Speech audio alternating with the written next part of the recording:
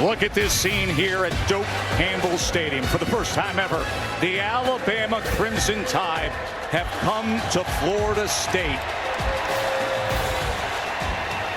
And there is one of the great pageantry-filled traditions of college football. The pre-kickoff grandeur that comes with it. You can dot all the I's, you can touch Howard's Rock, you can touch a big blue banner, but Chief Osceola and Renegade, something about this moment. Take it in. The tradition that began back in 1978. As we welcome you to ABC College Football, presented by Burger King and the ACC on ABC. A massive Week 1 matchup for both history-rich programs from the renovated Doak Campbell Stadium here in Tallahassee. So great to be with you here. Joe Tessitore, as always, with my partner, Jesse Palmer. And Jesse, both these teams and both these programs have reason to want to forget last year. But there's been a great reset, whether it's coaching staff changes or helping out with some of the key personnel. They feel good now going into. No question they both want to turn the page from a year ago. Alabama suffered their first 4-loss season since 2007. Florida State started last year in the top 10, only ended up winning 2 games. But you're right, there is reason for optimism. New rosters, both teams rolling out a brand new starting quarterback, new play callers offensively for both teams. But the expectations for these programs, Joe, they remain the same. It's Alabama, it's Florida State. The expectation is to compete for a national championship. So this is a reset. That's how they view this, to prove they can play to their standard. Florida State won the toss. They elect to defer. The speedy Rico Scott is back for the Tide if he gets the opportunity, and it goes for a touchback. And that means the new starting quarterback for the Tide. Here is Ty Simpson, Jesse. The number 2 ranked dual threat quarterback when he came out of high school, but he had to wait his turn, sitting 2 years behind Jalen Milroe and 1 behind Bryce Young to get this opportunity. There's a lot to like about him. He can make all the throws. He's not as dynamic a runner as Jalen Milroe, but that mobility still is key. What he doesn't have, Joe, is experience. This obviously his first start on the road, hostile environment. His play caller, Ryan Grubb, offensively has to do a really nice job here getting him into a rhythm early.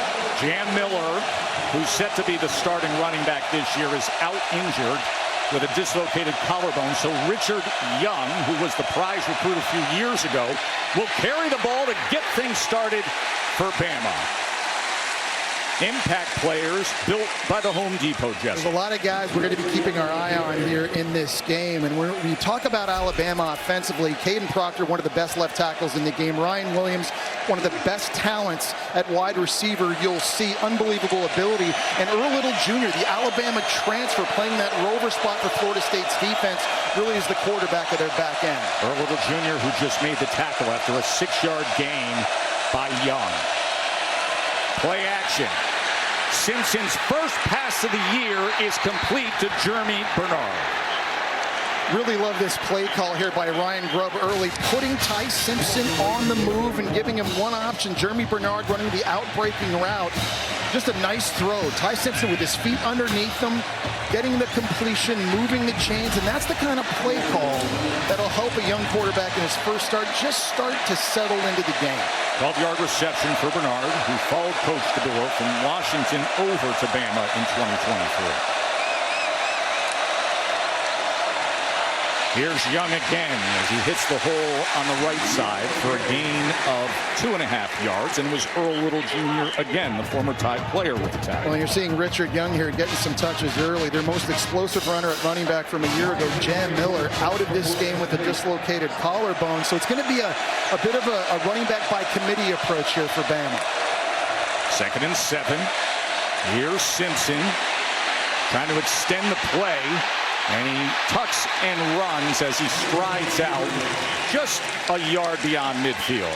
But I think you like to see that if you're Kalen DeBoer watching your young quarterback here. Make a good decision, right, Joe? That time, nothing's open downfield. You're not trying to force it into traffic. Just go get what you can get with your legs and keep this 3rd down manageable.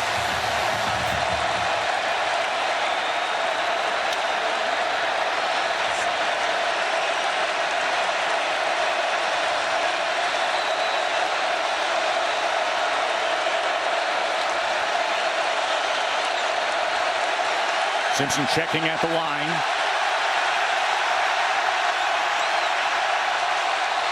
Third and 2. And the whistle blows. The flag came down. Looked like Wilkin Formby at right tackle moved early. Before the snap, false start, offense, number 75. 5-yard penalty, third down.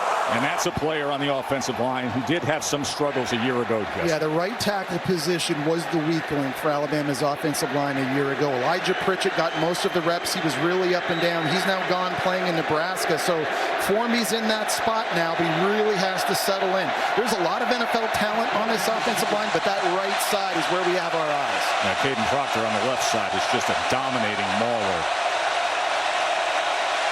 Team at 366 pounds. Here's your 3rd and 7. Simpson looking for an option and trying to reach out, but he is denied by the Noles defense, and it was Herring making the tackle. It's decision time now for Kalen DeBoer, but we were just talking about the right tackle spot and how they have to help him out. Watch gwes here at tight end number 80 get a little bit of a chip to slow down that rush, and that gave an opportunity for Simpson to go run. They're going to go for it on 4th and 1. Richard Young straight ahead, and the extra effort is what is going to earn Alabama the first down. Well, it looks like Justin Cryer, linebacker for Florida State, came right up the middle and got some push. He drove Gino Vandermark backward a little bit, but it was Richard Young at 212 pounds needing all of that to move the chains.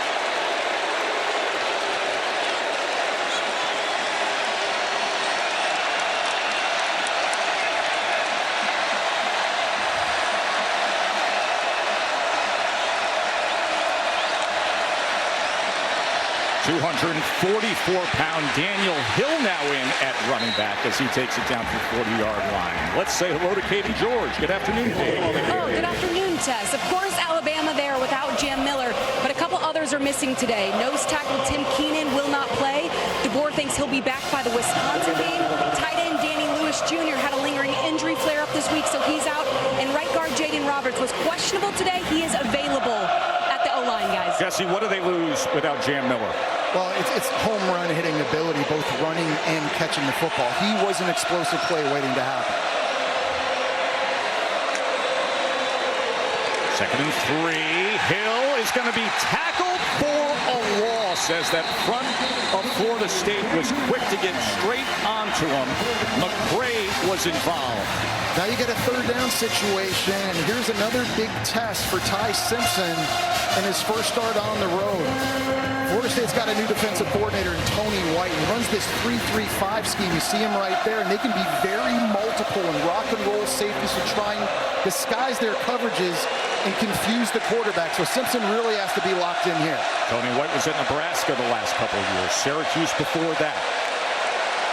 3rd and 5. They keep it on the ground with Young, who gets the pad leverage and surges ahead for a first down. With that play call, that kind of tells you that Ryan Grubb, the offensive coordinator, was going to go for it in 4th down anyway. We're running it here. Even if we're short, we're staying on the field. But right now, you see Ryan Grubb putting a lot of faith in the big fellas up front. I'm impressed with Alabama so far in these zone schemes and running the football. They're getting a lot of push and a lot of movement, and they're allowing these big physical Alabama backs to just run downhill. Ryan Grubb had all the success with Coach DeBoer when they were at Washington 2 years there. Remember Michael Penix, the quarterback, the record-breaking stats. 10th play of the drive, and again they run the ball, and this time it's Kevin Riley, the 4-star recruit from 2024, who has played really well in scrimmages. Cam Dewberry here is a transfer from Texas A&M starting at left guard. He's able to climb up on that linebacker and open a massive hole. 13-yard run by Riley. So we've seen Young, we've seen big Daniel Hill carry the ball. Now Kevin Riley with a burst.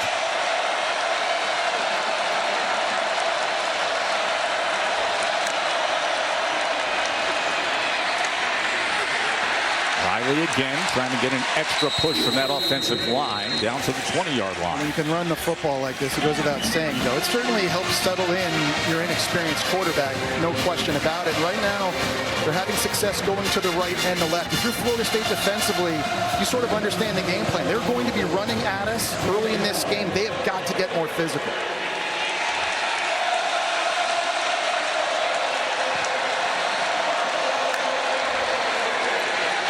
Simpson with time to the end zone. Incomplete. He was looking for Jeremy Bernard. Well, he was looking for a back shoulder throw to Bernard, running a corner route. He's very lucky because Earl Little Jr., we talked about him being an impact player right in the middle of the field. He's watching his eyes, and he's shooting over there. And if that was just a hair second later, that might have been picked in the end zone. Jabril Rolls was able to get that right hand on it as Earl Little Jr. was coming in like a human missile. 3rd down and 6.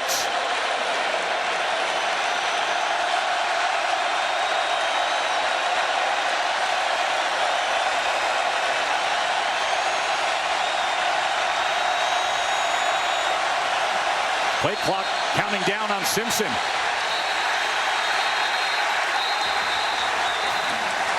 And with that, a timeout is going to be used by Kalen DeBoer and the Tide.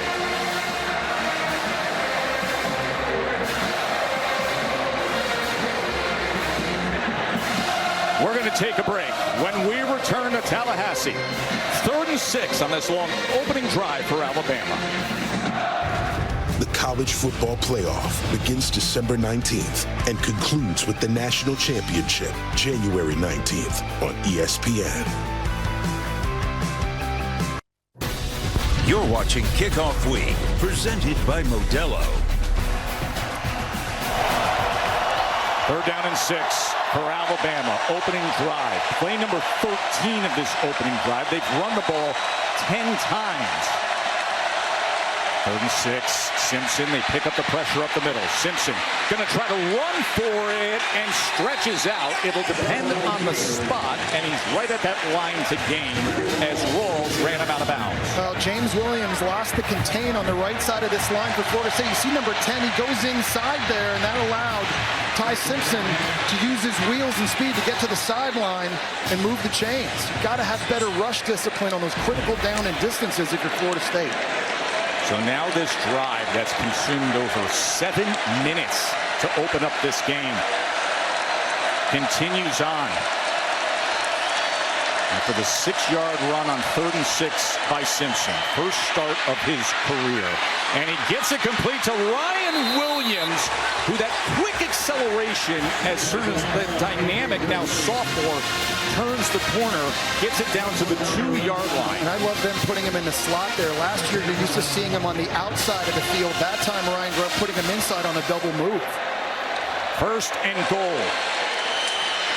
Richard Young met in the hole. What a good run fit by the former Alabama defensive back, now playing for the Noles, Earl Little Jr. He plays, in my opinion, the most important position in Tony White's defense, that rover spot. It's kind of a hybrid linebacker safety, but he has the freedom to just sort of search and destroy. And when he sees the ball, he can go get it. That's a big stop there, but they need a couple more now down inside their 5-yard line.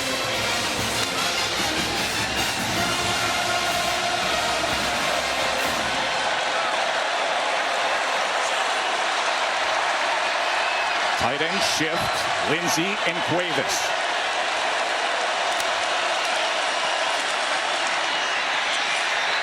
Turning the corner into the end zone is Cuevas for the first Alabama touchdown of the season.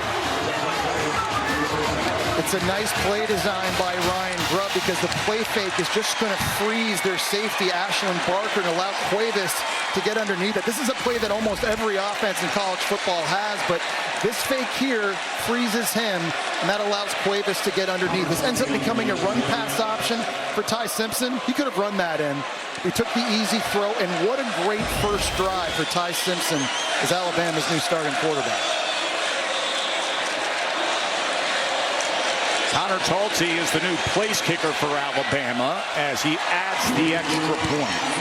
And you consider the history of Alabama. And when you cap an opening drive like that, Well, they've won 58 of the last 59 with an opening drive touchdown. Ty Simpson, first start of his college career, a 16-play touchdown drive.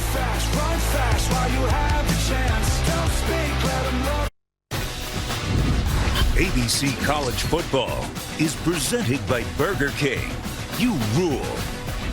And in part by Modelo, the mark of a fighter. And Florida State is the first undefeated champion from a Power 5 conference to fail to make the field in the college football playoff era. Yeah, these teams, these programs forever linked with that history in 2023 when Mike Norvell had that championship season. 13-0, ACC champs. Everything they had to go through down the stretch with the quarterback injuries. And then it was Bama who got into the college football playoff. Let's go to the studio to Kevin. Tess, good afternoon. Here with Booger McFarland, new quarterback at Tennessee. Joey Aguilar, he looks the part here, Boog. No doubt about it. Calm, cool, collected, finding the receiver in the back of the end zone. He had 3 touchdowns on the day. Tennessee beat Syracuse 45-26. Number 5, Georgia, 31 straight home wins. And hosting Marshall, looking strong. Gunner Stockton tackling optional from Marshall. 2 touchdowns on the ground for the Dogs. They're up 14-0. Back to you, Tess. Thank you very much. What a weekend of college football. It only gets better from here. Tommy Castellanos, the transfer quarterback from BC, now taking over the reins for the Noles. But it is a former Alabama running back who gets the carry in Roydell Williams. So Castellanos played at BC, had success, defeated Florida State here last year on the Labor Day game, and then transferred here this offseason. A lot to like about his game, too, Joe. He can hurt you throwing it, but he's an explosive runner, and I think a perfect fit for what Gus Malzahn wants to do. And completes his first pass to the big Deuce Robinson, 6'6", 223 pounds. Yeah, he didn't make the same splash in the portal that Carson Beck might have made going to Miami or John Mateer going to Oklahoma. But when you look at fit and you look at skill set and what you're trying to accomplish on offense, this worked out pretty good for the Seminoles. Third down and 5. Gus Malzahn, former Auburn and UCF head coach, showing that tempo now as the play caller. He's going to take a shot downfield. And that ball is incomplete. It was in the hands of the true freshman Boggs for a moment, but unable to corral it. And that ball was just dramatically underthrown that time by Castellanos.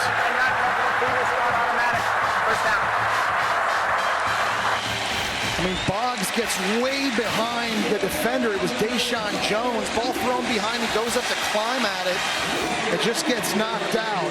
ACC referee Mike Roach, you just heard him moments ago, as the penalty flag. We're going to try to get some clarity as to what they called there, but it is a first down, and now we hear it is a holding call, defensive holding on Alabama.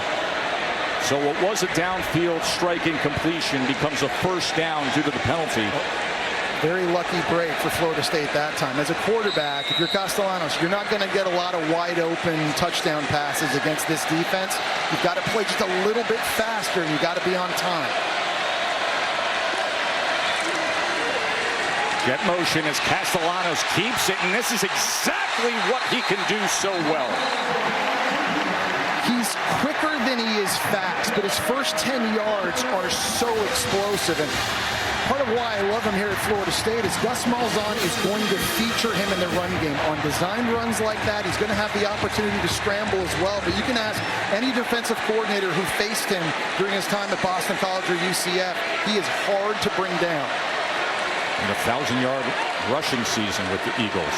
And now they do give it on the jet motion, as it's Lucas, Jalen Lucas, the kind of guy that they just want to get the ball in his hands any way they can, and a flag is down at midfield.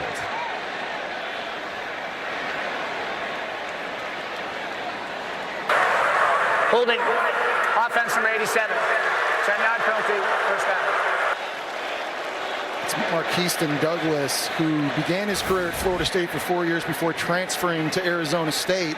He's out here trying to block. He's a big guy, Joe, at 6'5", 270 pounds. It's basically like having an extra offensive lineman out there. just getting tangled up a little too much with Quay Russo. Yeah, the boomerang transfer. He comes here, starts his career, goes out west, and then comes back for what is his redshirt senior season. So with that, it makes for a 1st and 20.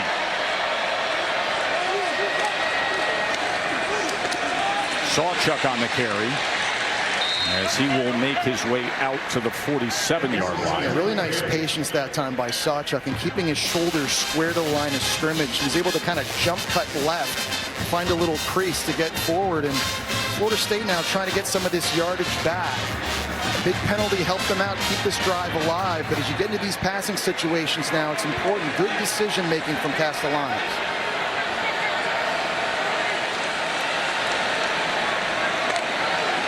Second and 15. Castellanos gets it out quickly, and he does so as Randy Pittman, who spent the last 2 seasons down in Orlando playing for Gus Malzahn at UCF, makes the reception. Now we got the big 3rd and long coming here for Florida State, and up front on the offensive line a year ago, they were just bad. They were very experienced, but they were very poor in pass protection, especially on the edge. 4 new transfers come in, starting. This is a big moment for them right here.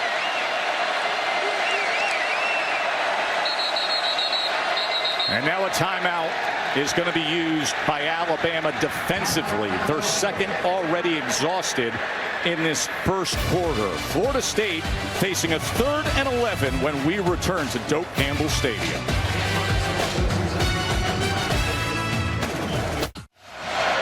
There's Gus Malzahn. Part of the big changes here at Florida State. All the transfers, the new cords, and now the veteran play caller, longtime head coach, now the OC here in Tallahassee. A 3rd down and 11 for his Seminoles. There's Tommy Castellanos, the transfer quarterback. He among the changes. As he brings Sawchuk back in for pass protection. 3rd down and 11. 4-man rush from Bama. Castellanos launches it, and a diving effort from Squirrel White.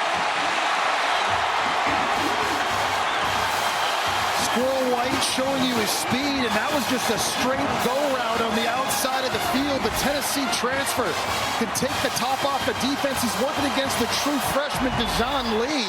Make it a big one. Here's Castellanos to the outside, inside the 5, dive and into that end zone with a stride. Touchdown, Noles. Tommy Castellanos. Welcome to Tallahassee.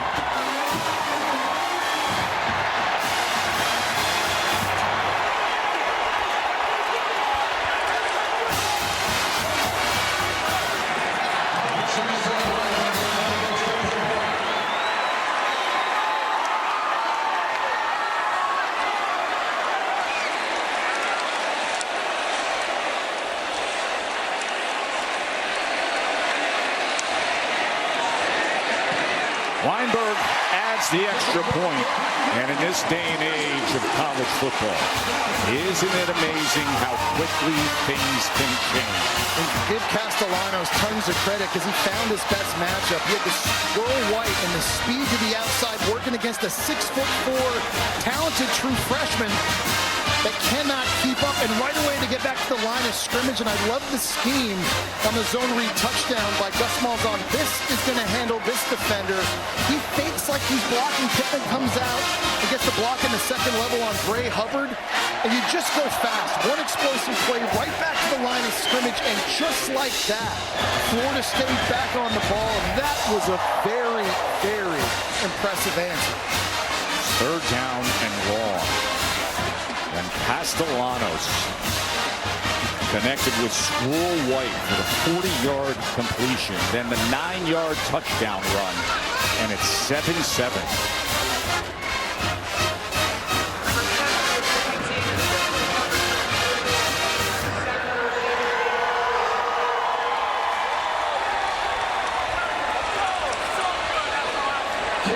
The grand unveiling of this renovated stadium, and what a way to start things off with that 7-play, 75-yard touchdown drive. Tommy Castellanos makes a difference. Of course, he made a lot of headlines this offseason, didn't he?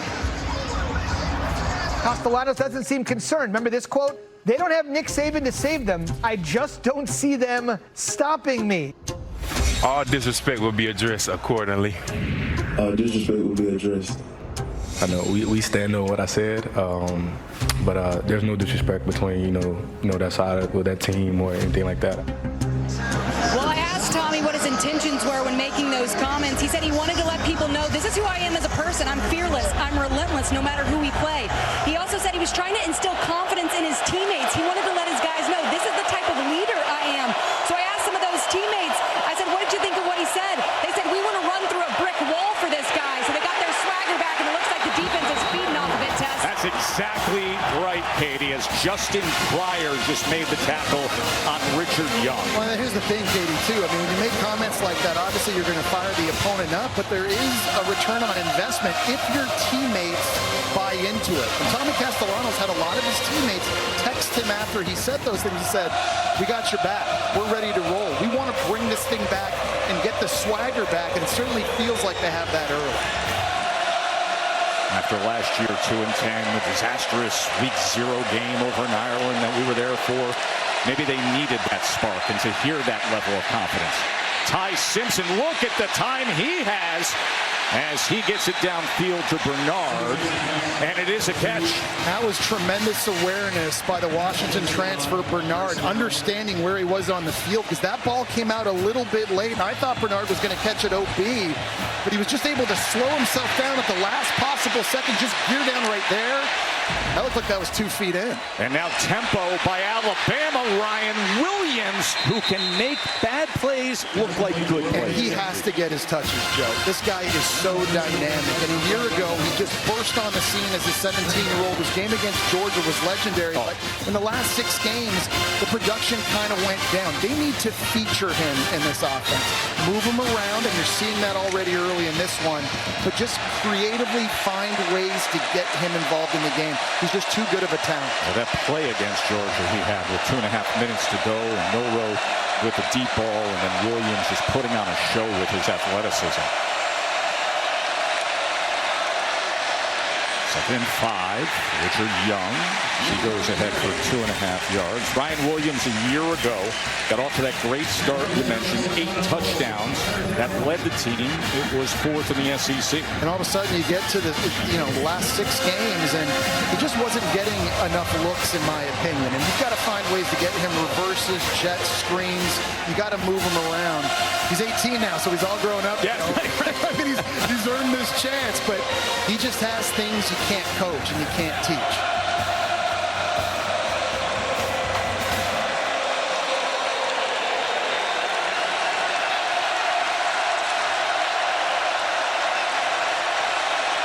Third down and 2. Sprint left for Simpson, and wide open and complete to Bernard as he then goes upfield, and it is an Alabama first down. I love the play call because you're moving the pocket and getting Ty Simpson away from the rush, but you're also making the read really easy. This is a simple flat route from the slot receiver in Bernard, and you're reading the corner to the outside. If he backs up and you've got green grass out there, just throw it out in front of Bernard, let him make the easy catch, and we'll move the sticks.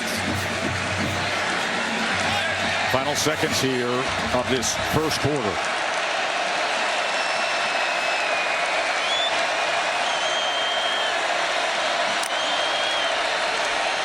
Simpson gets it complete to Isaiah Horton, a transfer from Miami. Well, that's a fun, high-energized first quarter here in Tallahassee with Simpson the touchdown pass. Castellanos with the touchdown run. College football on ABC, presented by Burger King, returns after this message and a word from our ABC station.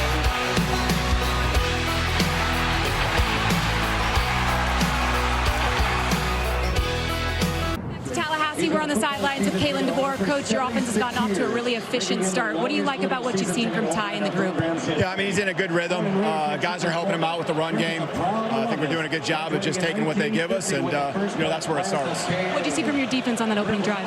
I mean, they hit the explosive, right? We got him in 3rd long, and so good learning lesson right there for us. I believe in him, so we just got a lot to play again. Thanks for the time. Okay. Quindarius Jones starting off this second quarter with a heck of a play defensively for Florida State. That was unbelievable. Get to Bernard. Yeah, they had Ryan Williams going in motion, trying to use him as a decoy, but he was not fooled.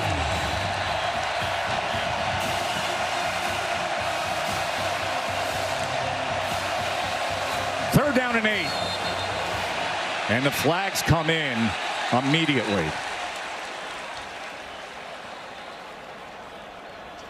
Shaheem Brown on the left side of the line for Florida State. ACC referee Mike Roach heads things up today.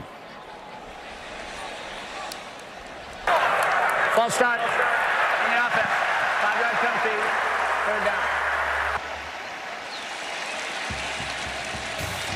Mike Norvell, his 6th season at Florida State, and there is I think it was the left guard. I think it was Cam Dewberry there, the left guard. He just flinched a little bit, and Shaheem Brown came off that edge. So now a 3rd and long situation for Ty Simpson. You're in field goal range.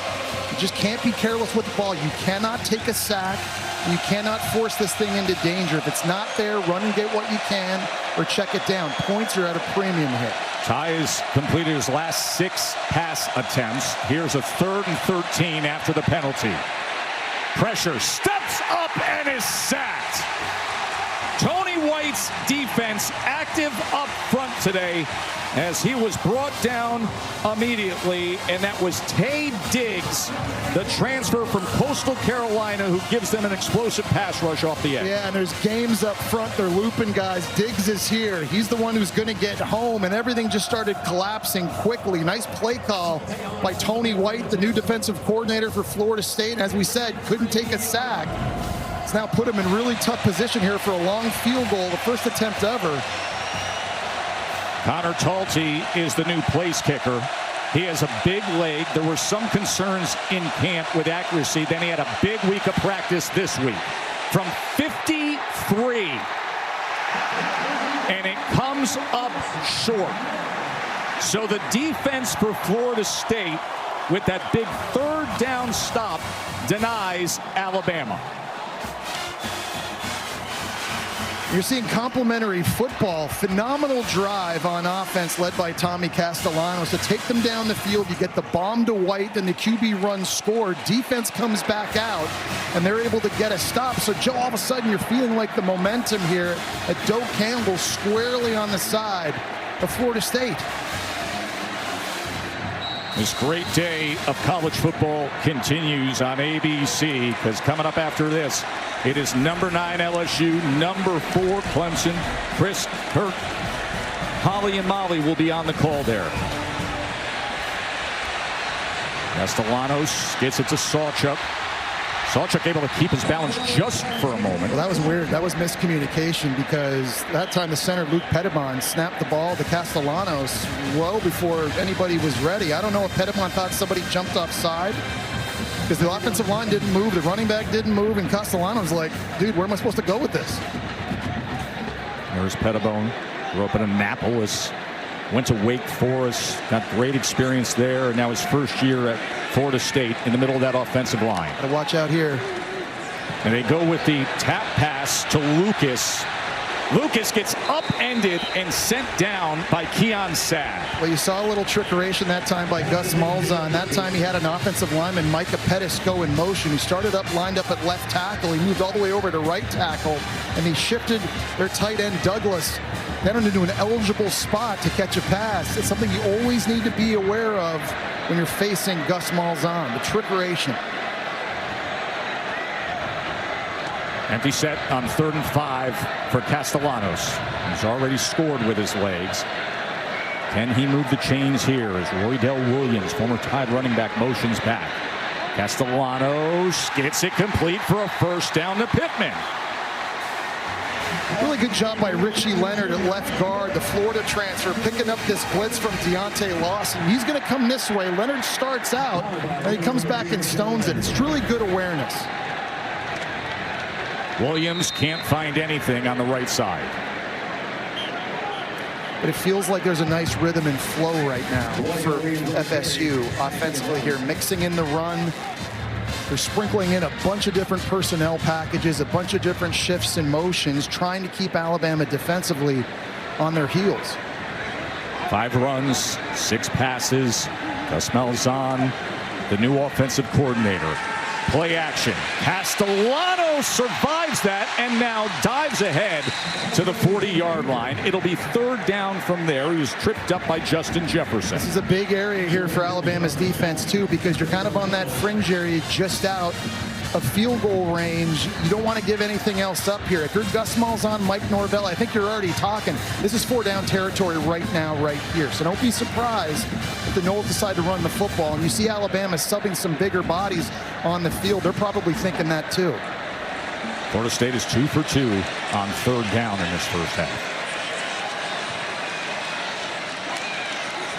3rd and 4. Castellanos looking for something straight ahead. He got small and low and moves the chain. I just love that design because you got Lucas in motion running the jet sweep, and that stretches Alabama horizontally and opens up some big lanes for Castellanos to run in behind the pulling left guard, Richie Leonard.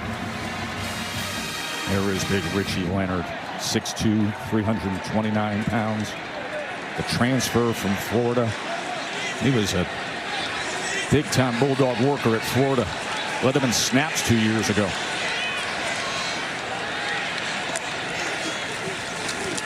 Castellanos, and this time he scoots ahead as he makes his way to the 32-yard line. Isn't it amazing already, just Castellanos and Gus Malzahn? Yes. How much better already Florida State is at running the football. It's the fit. They were only averaging 90 yards a game on the ground. That was 130th in the country. So new scheme, new weapons. You're seeing all of it play out here. It's a completely different attack, and it's working. Remember, he recruited him to UCF. That's where he started his career. Then Castellanos goes off to BC. Bill O'Brien takes that job, and then he reunites here with Malzahn. Here is Danzy now, and look at Makai Danzy. How about it, Noles?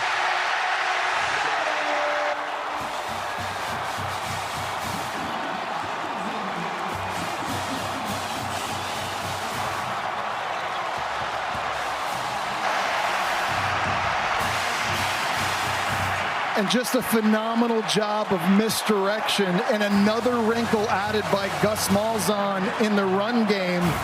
You're seeing it all sorts of ways. You've got a guy coming in jet motion this way. This lineman's pulling. This running back's going this way. Everybody on defense heading that way. But the ball's going back to the left. And when you talk about Makai Danzy, he's not just fast. He's ACC record holder in the 400-meter dash fast, Joe. A 4-time All-American getting his first touch and making it count. Oh, there is a certain energy here at Doak Campbell. Tommy Castellanos and Gus Malzahn have created the spark. Danzy was on fire. It is 14-7 Florida State.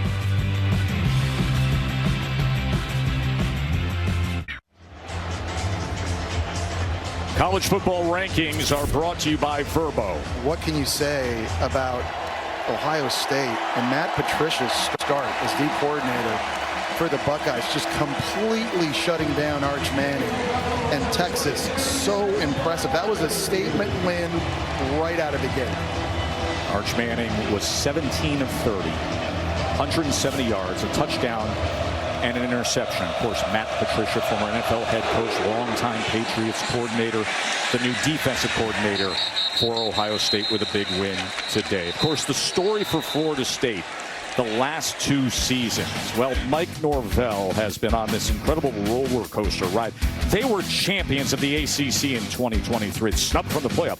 Then the Orange Bowl, where so many of the key players weren't around for that against Georgia.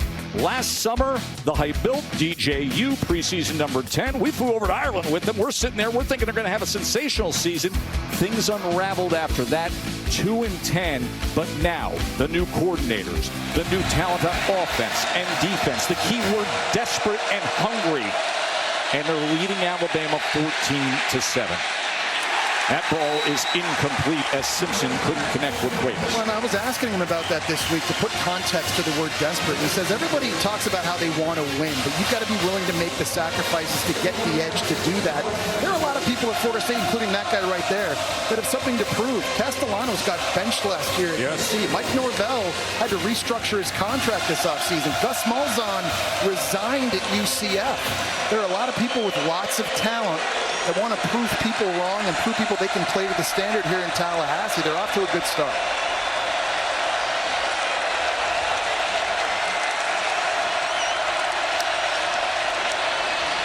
Second and 10. Riley, as he is stacked up and driven back. Katie. Yeah, Tess, Isaiah Horton, Alabama wide receiver in between series, spent some time in the injury tent. He's been working out on the stationary bike. They've had him do some running behind the bench as well. He pointed to his hip adductor. He said something's not right. It doesn't feel right. So he's on the sidelines right now, guys. Listen to this crowd on 3rd and 8.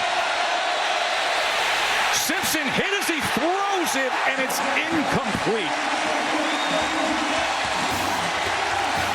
That was Jaden Jones who was crashing down on Ty Simpson. And he's working against one of the best left tackles in college football in Caden Proctor, but really good coverage in the back end by Florida State. It forced Ty Simpson to just hold it, and a nice spin move here on the outside by Jones. Able to finally just get a knock on his back. Very lucky that ball wasn't picked. That's the first 3 and out of this game for either team. Blake Dowd on to punt for the Tide as Lucas is set to return. And it is a knuckler that takes an Alabama bounce down towards the 21-yard line. That Florida State defense with Tony White as Jaden Jones found a home right there on Ty Simpson, where he wants to be all day long.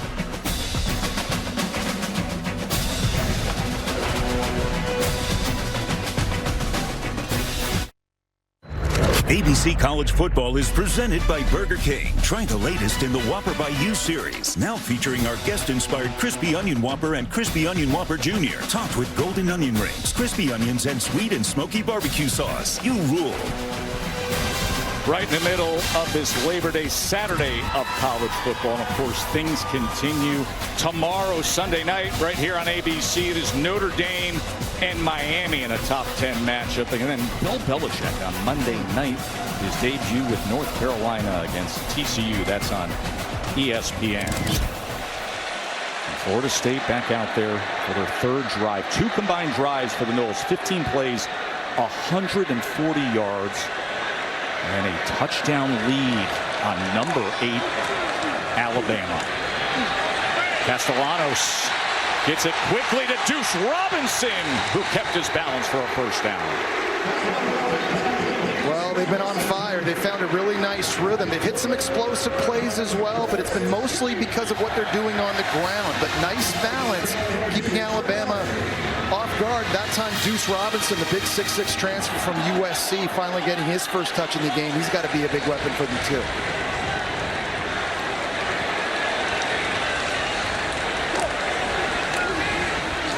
Here's Chroma, the freshman, as he is upended near the line of scrimmage. They're just running it in a lot of different ways, right? You know, with Gus Malzahn, whether he's at Arkansas or he's at Tulsa or Auburn or UCF or Arkansas State, it's going to be quarterback, running back, receivers. Everybody's getting involved. And what I'm really impressed with right now is Tommy Castellanos and just how quickly he's making the right decisions in the run game. All these zone read keys and defenders he's looking at, he's playing very, very fast.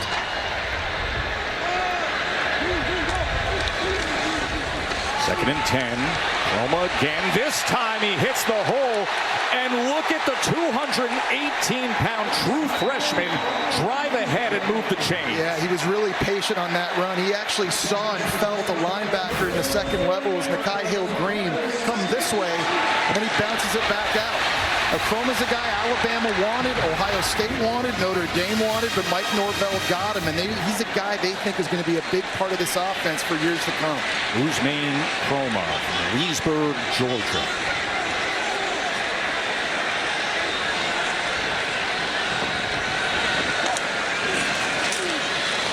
Castellanos is going to feed him again, unable to bounce it, but then just falls forward. And with that, took LT Overton for a couple yards before Brown made the tackle. I got to tell you, Joe, I'm a bit surprised at how Alabama's getting pushed around. I agree. And we do have to point out, Katie mentioned early in the broadcast, they're without their best run defender, Tim Keenan, up front.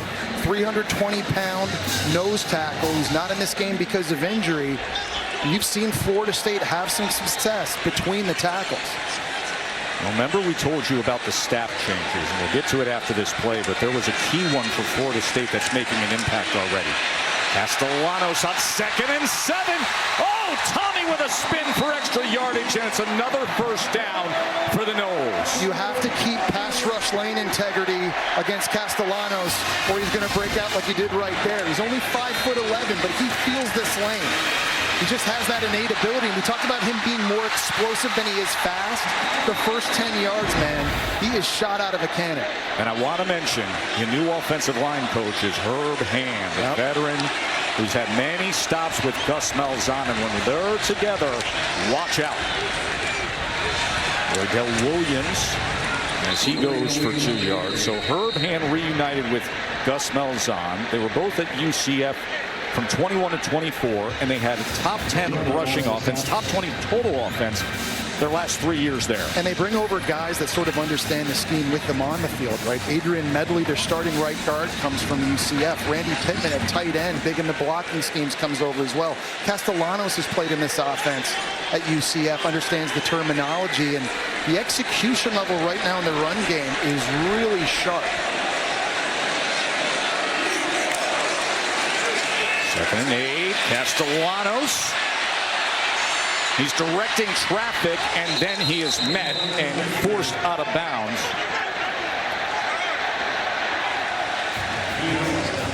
Here's another down coming up here, 3rd down, and you're in that manageable area for Castellanos where he's got to be able to use his feet to go and get it.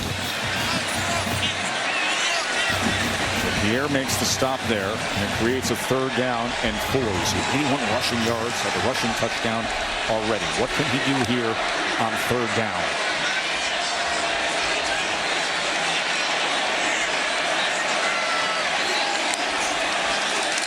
Three-man rush as they spy Castellanos, who drives the ball and gets it complete to now they're saying incomplete. Incomplete pass on 3rd down. And it's a low throw. There's no question about it, and that's not making it easy on Deuce Robinson. But that's a situation, Joe, I think you'd like to see the receiver come back to the ball.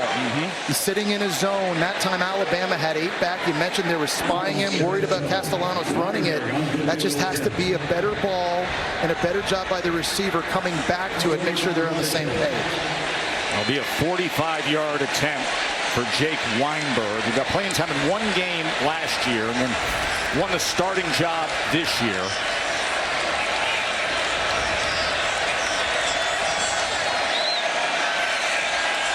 From 45. And the whistles blow. Before the snap and delay of game foul, Florida State takes its first time out of the half. So Florida State and take a timeout as the play clock was counting down, and we'll take it with them.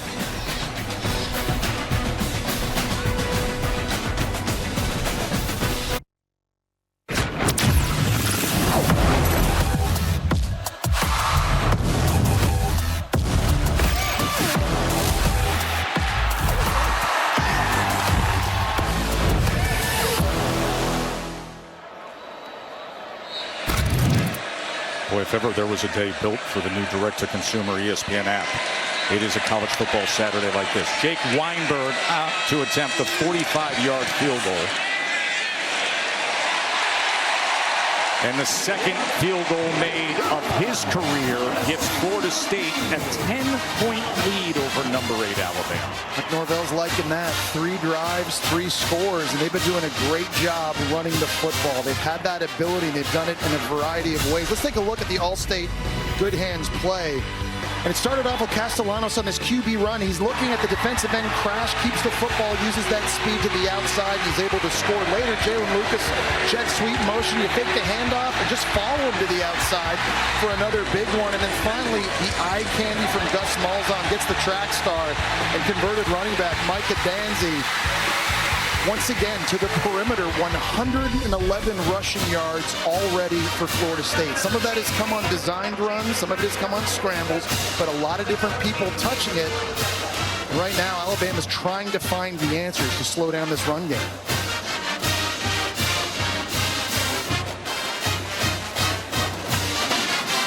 .192 total yards for Florida State.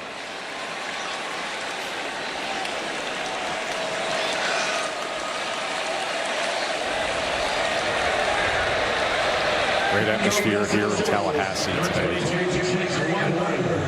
Renovated stadium, new look team, and a scoreboard that's putting a lot of smiles on these faces.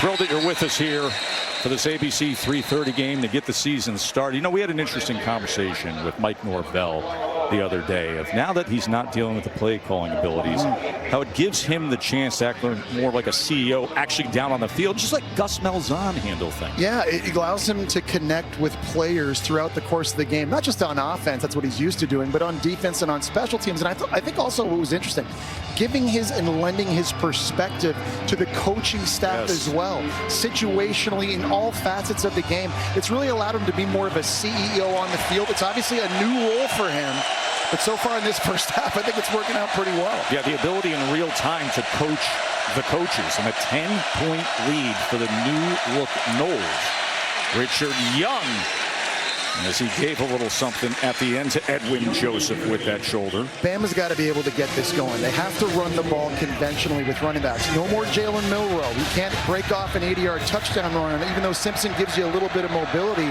but they got to do it the conventional way. And now you're seeing tempo out of the Bama offense, and Richard Young able to go ahead for a couple of yards. It'll be third down from there. Omar Graham with the tackle. So this is big here for Florida State's defense. If they can get a stop and get the ball back to Tommy Castellanos with around a little under 3 minutes to go, they've got an opportunity to steal some more points here at the end of the half. So here's a great situation for Florida State defensively to feed off the crowd and try to get off the field.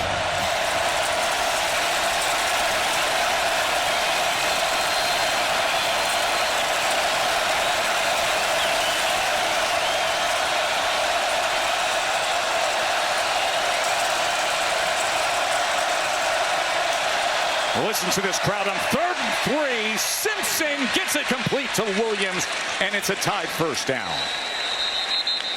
And I love this play call by Ryan Grubb because you're allowing Ryan Williams a little access and freedom to move. He's in the slot really tight, and he's working off Josh Cuevas, number 80 there. He's going to let him clear for him and then just replace him in the open area over the middle of the field.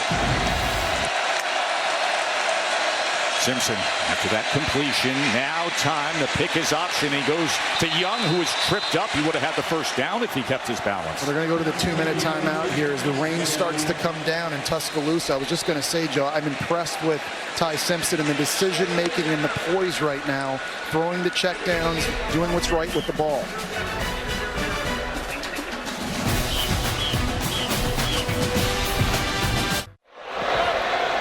Kickoff week presented by Modelo. Florida State up by 10 just before halftime here against Alabama. Ty Simpson's the new starting quarterback for Alabama. He was a big recruit in 2022, but Jesse, he's had to wait his turn. He sure has, and I give him a lot of credit because in today's age of college football, if you're a quarterback and you're not starting, you're going into the portal. And there are examples of quarterbacks out there now on their 4th school.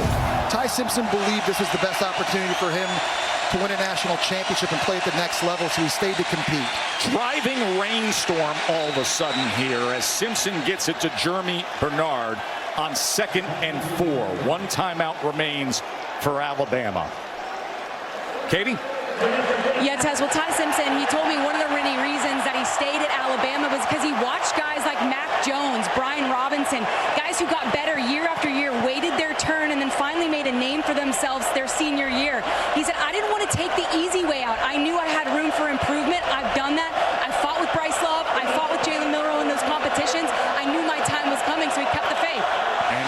is his time. And now in a pressure situation on the road, trailing by 10. Facing a 3rd and 4 in a driving rainstorm. It went from a light sprinkle to an absolute driving rainstorm in a matter of minutes. Simpson's going to try to run it himself. And the pursuit gets to him as he is torn down immediately by Mandrell Desir, the great-looking true freshman. Yeah, there's a lot of movement up front that Florida State's using on the D-line, and the stunts and twists right now are affecting Alabama's offense to get clean blocks. Timeout on the field gives us a chance to catch up with Kevin in the studio. Okay, State Farm halftime report minutes away. Booger McFarland, Kevin Nagani here, week 1, and we're going to have a new number 1 next week. Texas goes down, and Boog, what's next? I mean, could it be Penn State? Yeah, those guys are back in the backfield. Of course, Katron Allen and Nick Singleton both scoring touchdowns. Drew Aller has a touchdown pass. Penn State feeling really good at home. No doubt the best running back field in America, Kev. They can run the football to help Drew Aller out. Up 27-3. Highlights coming your way, Tess. Back to you. Thank you very much. Look forward to getting up to speed on everything going on. This crowd is roaring. They bring the rain, bring the tide. As Alabama forced to punt away. And it is going to be corralled inside the 1-yard line. Now they're saying touchback. I think at this stage of the game here with a minute 36 left, you just kind of wonder how aggressive does Mike Norvell want to be. Obviously, you've got one timeout, but you're way back in your own end, and everything's been working. But obviously, with these conditions, ball security becomes a major, major issue. Florida State is going to get the ball back first in the second half, so I would expect this to be a bit more conservative, running the football, taking it into halftime with the lead. You never know what you're going to get until you play the games. And here we are in what is a rowdy atmosphere in a rain-soaked field in Tallahassee. And Tommy Castellanos and the Noles doing their thing as he slides down under a minute and a half to play in this first half. Player's helmet for Alabama came up at the end of the play on that one as well. But I think with this defensive staff, when they go in at halftime, there's LT Overton. It's going to have to take the play off. I think Alabama's going to have to look for some adjustments in their front 7 to try and slow this running game down. The team's helmet coming off. It's subject to a 10-second runoff. Florida State has declined that runoff. It'll be second down. That running game for Florida State, it's gone for 116 yards, and Castellanos with 57 rushing yards, averaging over 7 yards a carry, has the touchdown run. He is instantly a difference maker. Lucas on the carry this time. It'll be third down at about 2.5. You know, and Lucas, for 5'9", 175 pounds, not afraid to run it in between the tackles himself. He's a weapon that I think we need to see more of here in the second half for Gus Malzahn, because he's a Swiss Army knife. You could do so many different things at running back, at receiver. In the jet sweep game you've already seen, throwing him the football. Only played in 2 games last year, Joe, because of an injury. But every time he gets it, people hold their breath. He's got that kind of speed.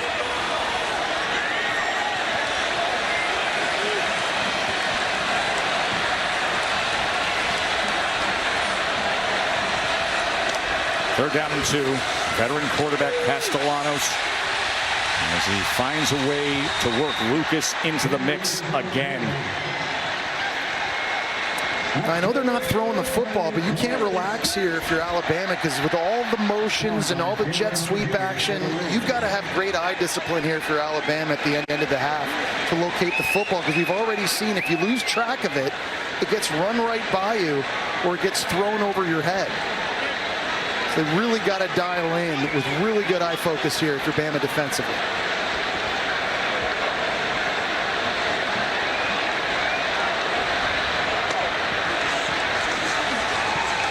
Again, Lucas. Dylan Lucas and Gus Malzahn. Listen, we know through the years, Gus Malzahn, something about playing that script A. Yeah. Also, by the way, 2-minute situation, like Gus Malzahn's used to running the ball too. He's one of the few play callers in the game that, in this situation, this is great. I'll go fast. You need first downs in 2-minute type situations. Whether you throw it or run it, it doesn't matter.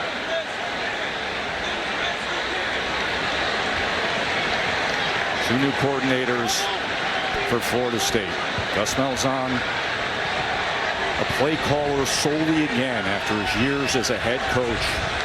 Tommy Castellanos, the transfer quarterback who was originally recruited to play for Malzahn, as Williams just picks up the ball there. Joe, that snap from the center that time, Pettibon slipped out of his hand and luckily rolled right into the hands of the shortstop, Roydell Williams. Listen, we're going to have that kind of an afternoon from this point moving forward. That could have been a disaster for Florida State, giving Alabama the football back right close to the red zone. What did we say about Castellanos and his confidence and his leadership as he is pumping up this crowd here at Doak Campbell Stadium? A 17-7 lead after a 2-10 season a year ago. They reset things, and the number 8 team in the country is walking off the field trailing by 10 as Mike Norvell gathers his troops with a spirited conversation. You know what he's saying right there? One play at a time. The score is 0-0 when we come back out here in the second half. Stay locked in. Don't get too excited. There's lots of football left to go. He understands the standard at Florida State and what these players need to play to. Katie. Thanks, Tess. Coach Norvell, great first half. What were you telling your team just then? Just to continue to respond. And, obviously they went down to the opening drive and was able to put together some plays. Our defense did a great job of coming back, being able to create some stops. I think we're doing a great job keeping them off balance offensively, and we just got to go play the next play. We had 30 more minutes, but I like what I see from our guys. You've said that Tommy Castellanos is everything you believed him to be. What's impressed you about your offense today? Well, he's just playing his game, and he's taking what they're giving him. Obviously a very explosive player, but he's just got to keep doing that one play at a time. Thanks for the time. Thank you. Test. He had a 9-yard touchdown run, and Danzy had the 32-yard touchdown run. 17-7 Noles as we get you to the studio with Kevin and Booger. Tess, thank you. Last time Alabama trailed at the half in a season opener, got to go back to 2009. They came back to win that game against Virginia Tech. Boog, Alabama was favored by 14.5 points. This score, though, doesn't surprise you. You're watching Kickoff Week, presented by Modelo. Alabama's first visit ever to Tallahassee. They came in number 8 in the country, but there's something over the rainbow here with this version of the Noles. 17-7, Florida State on top of number 8 at the half. As we welcome you back to ABC College Football, presented by Burger King and the ACC on ABC. Florida State didn't punt in that first half. They only had 1 penalty against them. They were 4 of 5 on third down. And all the changes from the cores to the star players on offense and defense, especially quarterback Tommy Castellanos, paying off. And they will get the ball, Jesse, to start this second half.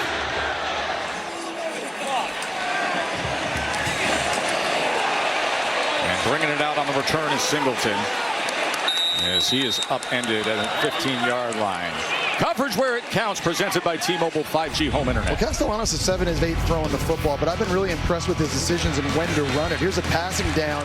Bad lane integrity by Alabama. He feels the rush lane open up, and he just takes off and scrambles for a big first down. 3rd and 4, critical play. Zone read with the jet. They're stretching out 2 linebackers and then cutting it up behind a guard to pick up the first. And then down in the red zone, reading the defensive end, Yanze Pierre. He crashes. Deontay Lawson not fast enough to get to the outside. And right now, the way Tommy Castellanos is really dialed in with the decision-making, especially in the run game, that's making life very, very difficult on Alabama.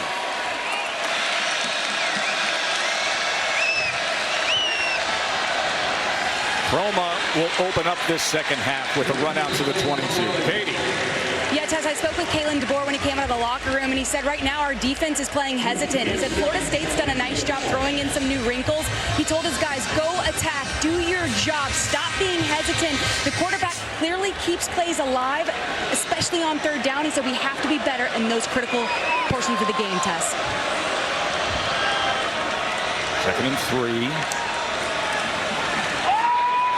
Roma with a stiff arm and a first down. Really nice job that time by the tight end, Randy Pittman, coming in motion. He's just able to kick out James Smith for a split second, which opens up the lane for Chroma. 5-yard run. First down for the Noles. You really got to like what you see too, Joe. If you're Mike Norvell, your offensive line coach Herb Hand, watching these guys up front fire off the ball early, trying to set the tone. They want to be the more physical team here in the second half.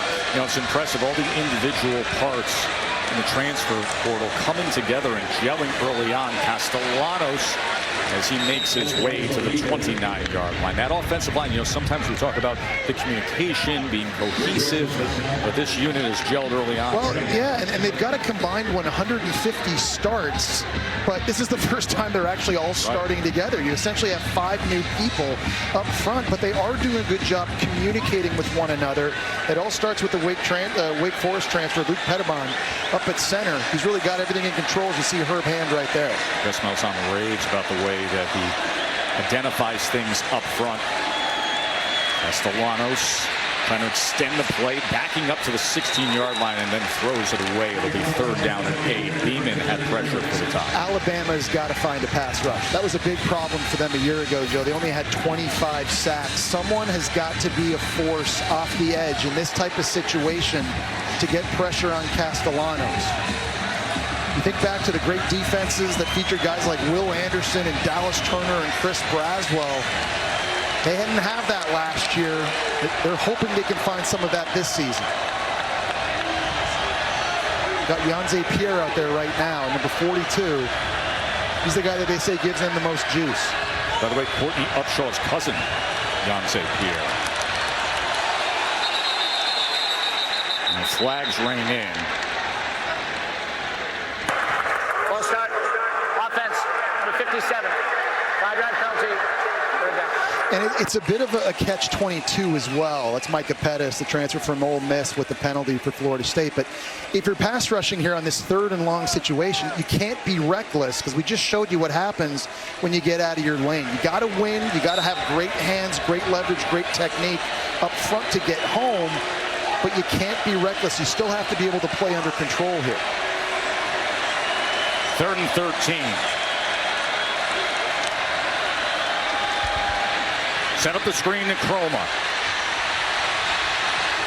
He spins his way out past the 30. Really nice job that time by Zabian Brown at cornerback, the true sophomore. He made sure he had the leverage and stayed outside, forcing the football back into where all the traffic was coming. This is a guy that has a lot of upside, Joe. He started 13 games a year ago as a true freshman, and people tried him, and he gave up some big plays downfield, but he made plays too, none bigger than the pick in the end zone to win the game against Georgia. He's a guy this defense, their coaching staff says, is the most improved this offseason. They're excited to watch him go. Mark Schumento on to punt away for the Noles. And Bakwe is the explosive return man for Alabama as it harmlessly bounces near the 28-yard line. So Ty Simpson and the Tide taking the field here in the second half, trailing by 10 when we return.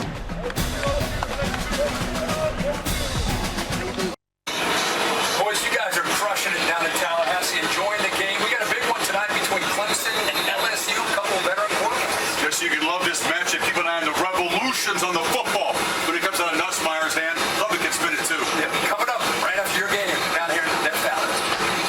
Well, I'll tell you, Revolutions is a crafty comedy. I'll tell you what now, you want to talk about velocity by Nussmeier? Take a look at the revolutions on that ball now. Here's Ty Simpson. He's going to launch it downfield.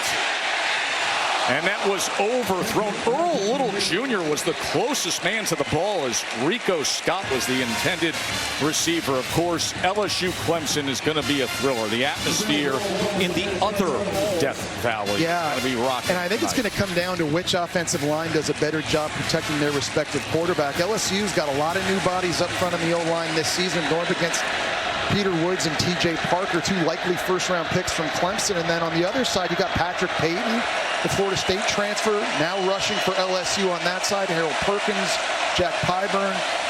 Those O-lines, I think, will have a big say in who ends up winning that game. Cannot wait to see that. LSU and Clemson tonight coming your way.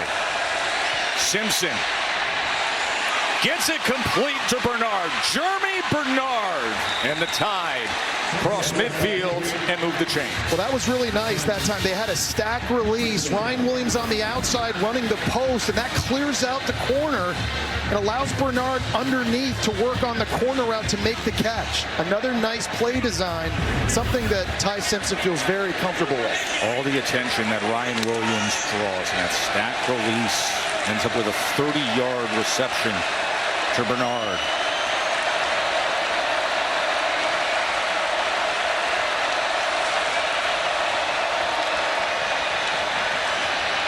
Simpson is going to go underneath to Cuevas. Remember, he had the 2-yard touchdown that opened up the scoring for Alabama. Katie. Yes, Alabama starting right tackle Wilkin Formby was visibly sick over here on the sidelines before taking the field. He had a trash can in front of him, and trainers were tending to him, so something to keep an eye on moving forward. All right, Katie, that's the right side of that O-line we talked about earlier. Gino Vandermark starting at right guard in place of the injured Jaden Roberts, and then you've got Formby at right tackle. First time Alabama's been in Florida State territory since 13 minutes in the second quarter, as just trying to get anything going with Ryan Williams, but rolls right on top of him. Yeah, I wonder how much more empty you're going to see from Alabama. I think they're trying to simplify the picture right now for Ty Simpson. That time, just spreading everybody out. It allows you to see the coverages a little bit easier, see the pressures a little bit easier. There's a big third down here in plus territory. Well, Ryan Grubb, the play caller, spent last year with the Seahawks in the NFL. Of course, was with DeBoer at UW prior. 3rd and 5, and nothing is there for Ty Simpson. We talked about the movement and the stunts and the twists giving Alabama problems. This time the Nebraska transfer, James Williams, just going to stunt inside. And he's able to knife through this offensive line. A guy that played only 16 games at Nebraska, but got lots of pressure with 7 sacks. They think he's their best pass rusher. And on this critical 4th down, they need number 10 to come up big again. 4th and 5.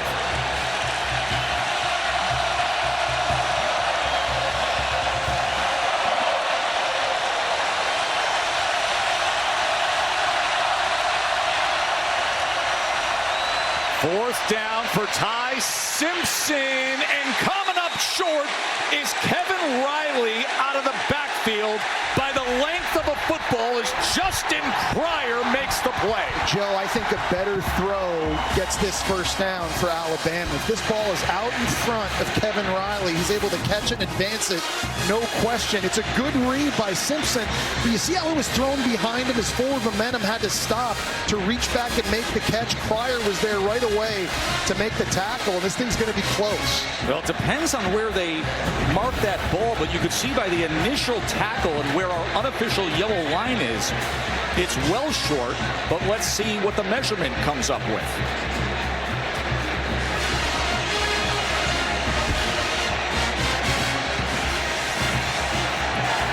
That is a turnover on downs. Tony White's defense is having a day. That's one Kalen DeBoer knows just got away from him. But it just, the game of football, as you always hear, it's a game of inches. And ball placement in the passing game can be the difference between a first down scoring points or turning it over on downs. We give Florida State's defense credit. Their offense came out, had to punt. Defense takes the field. They get the ball right back to Tommy Castellanos. Alabama has won 23 straight season openers. 23 straight season openers. They come here on the road as a top 10 team against an unranked Florida State team that the key word we've been hearing all offseason is desperate. Retooling, trying to reset, and instantly turn things around. And here we are in the third quarter, and it's the Noles defense that's been fiery, and their transfer quarterback that's been leading the way.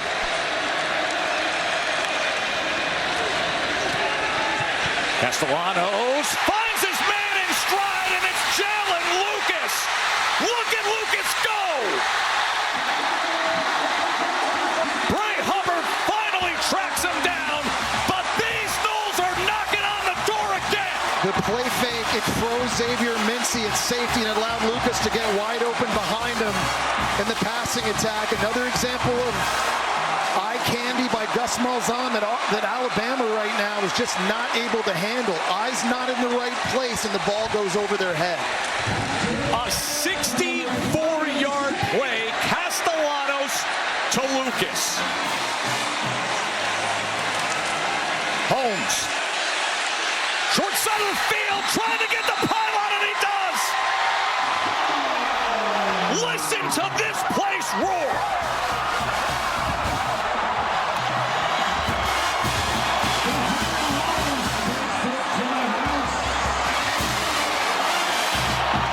That was a jumbo look by Florida State. They took their left tackle, Gunnar Hansen, and moved him over to right guard. This is him here. That's a tight end on the left side, so they've got all these bodies and big bodies to the right of the formation. They go quick, the quick pitch. Florida State being physical. It seems like Gus Malzahn has just been one step ahead this entire game. Weinberg adds the extra point. The key play was Castellanos to Lucas. This team is now playing with incredible confidence. It was the play fake that froze Mincy in the middle of the field. You see Lucas able to get behind Deontay Lawson for a big explosive pass play. Gus Malzahn using his Swiss Army knife. They cap it up with a touchdown run. Florida State 24-7. They are up.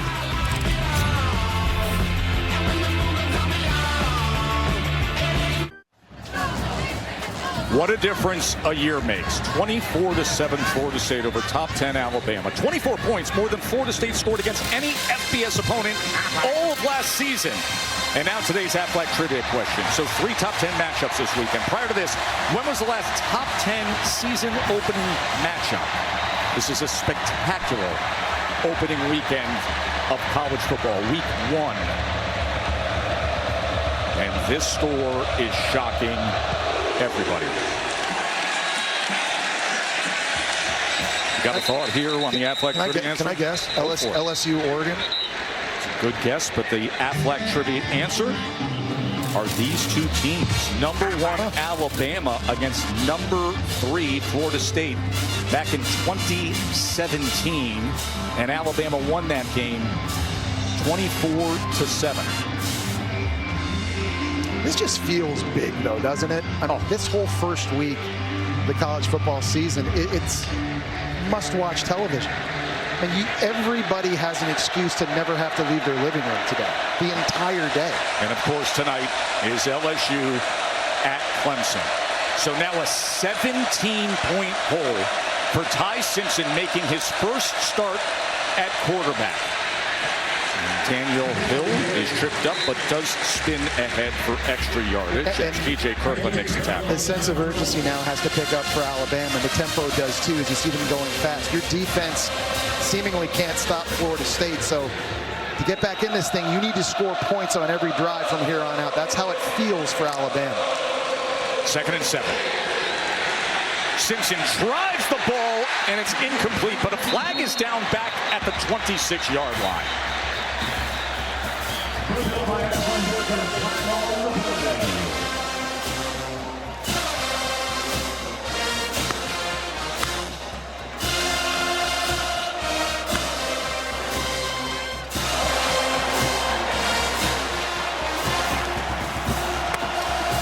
They've been calling Parker Brailsford there for holding at center.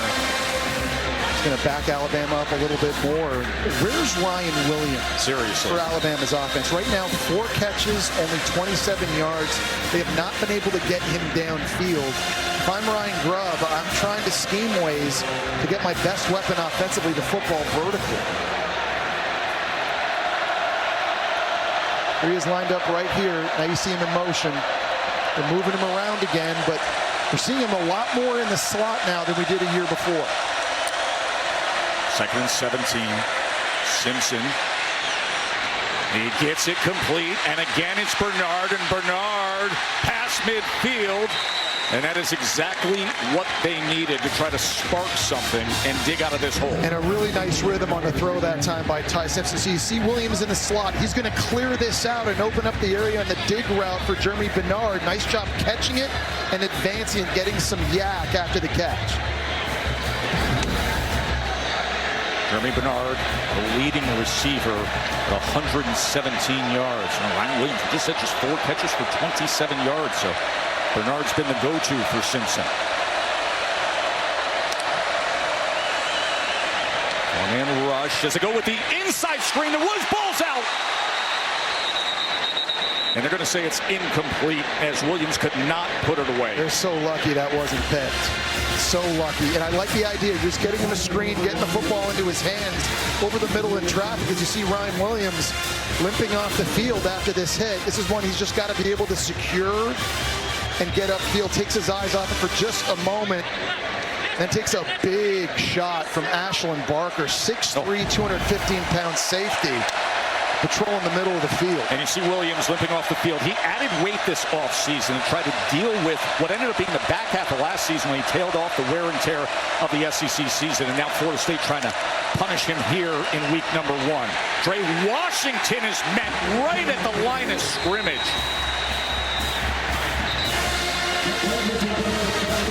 So now setting up 3rd and long. If you're Alabama, your offensive line, you got to be talking to each other. We're going to see stunts and twists. We're going to be moving. Parker Brailsford, the center, has got to make sure everybody's communicating. By the way, Ryan Williams still not back on the field for Alabama. Blake Nicholson just made that great play defensively for Florida State, and it sets up for a 3rd and 11 now for the tie. 4-man rush. Simpson gets it complete for a 1st down. Bernard again. He is the one Alabama offensive player who has been reliable today. And that was a great job by Alabama's O-line. Sliding this way, they're going to get a big stunt to the outside, but a beautiful pocket to throw from if you're Ty Simpson. Really nice job. Brailsford makes the right call, slides them to the left. They were all in sync, and they get a big one. Dre Washington. Good run fit by Florida State, holding him to just a couple of yards there as DeSeer was in again on the tackle. Yeah, and I'll tell you, Earl Little Jr. playing that Grover spot is just back there blowing people up. I mean, he's playing that position so well. He's playing it aggressively, but within the rules, he's making some big hits out there on the field. It's a key part to Tony White's defensive scheme. 2nd and 8. Simpson with time to the end zone. Incomplete. Rico Scott, the redshirt freshman, fastest guy on the team, was the intended target. Just misses again. And we saw him miss on that last 4th down throw that forced the turnover on downs. That's one. He's got Rico Scott breaking open over the middle of the field in the end zone. The ball's just got to be placed out in front, Joe, and that's a touchdown for Alabama. That war chant gets louder and louder as every minute passes by and the Florida State lead has grown larger. 3rd down and 8.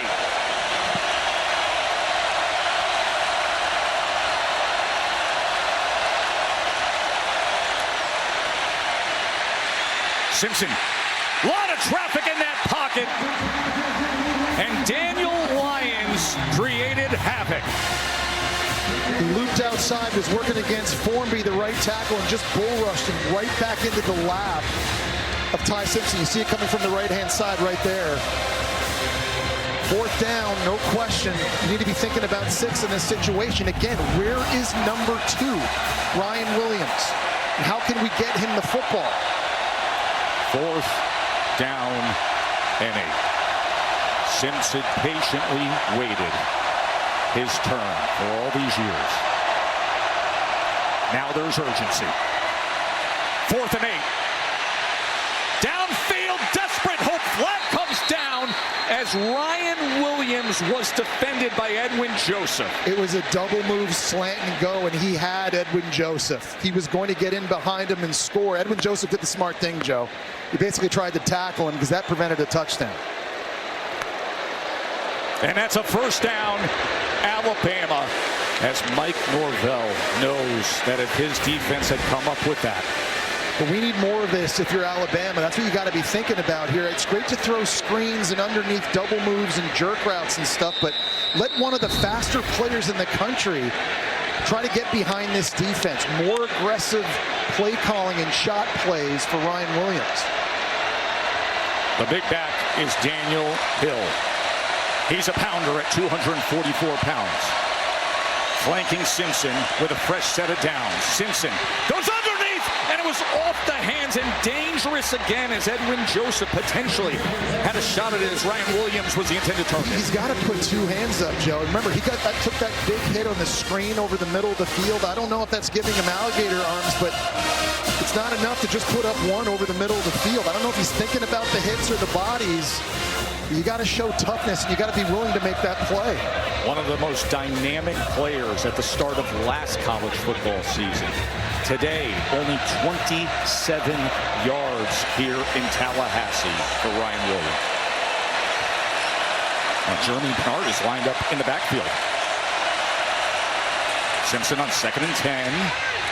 Goes quickly to his tight end to the out, and it's incomplete. He was looking to connect with gwes, and Ashlyn Barker broke it up. There's just a different physicality and effort level from Florida State's defense. Tony White and his coaching staff have got these guys right and ready to roll. Now, this was an area a year ago. If you had Jalen Milroe, you could use his legs. He could take off and scramble. You don't have that same ability with Ty Simpson, so you feel like if he's going to get it done, it's going to have to be with his arm here. They're going empty, trying to make the picture cleaner. Simpson's 2 of 7 on this drive. Now facing a 3rd and 10. Checking at the line as gwes comes back in. He knows that Florida State has more guys in the box than they can block. Now that they bring in gwes, they're good. Here's 3rd and 10. And the flags come raining in.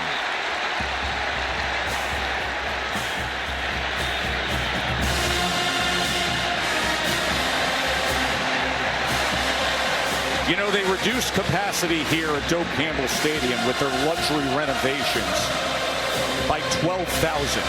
But it sounds like they've added an extra 20,000 with the way this place has been going all day long. And with that penalty, it's now a 3rd and 15 for Alabama.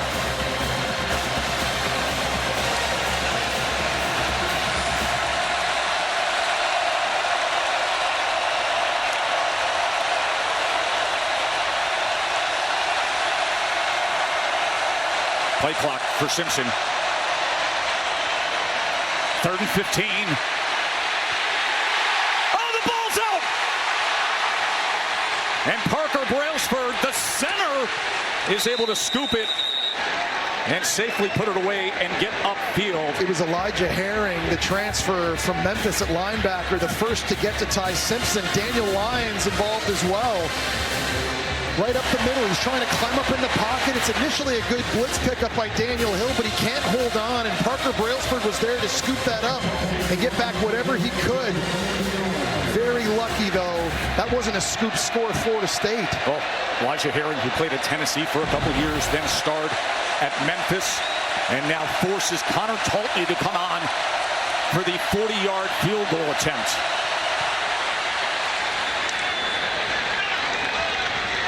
And he puts it through. And with that, it closes to a 2-touchdown margin. It is so intense here in Tallahassee. The skies are clear, but the Noles still lead.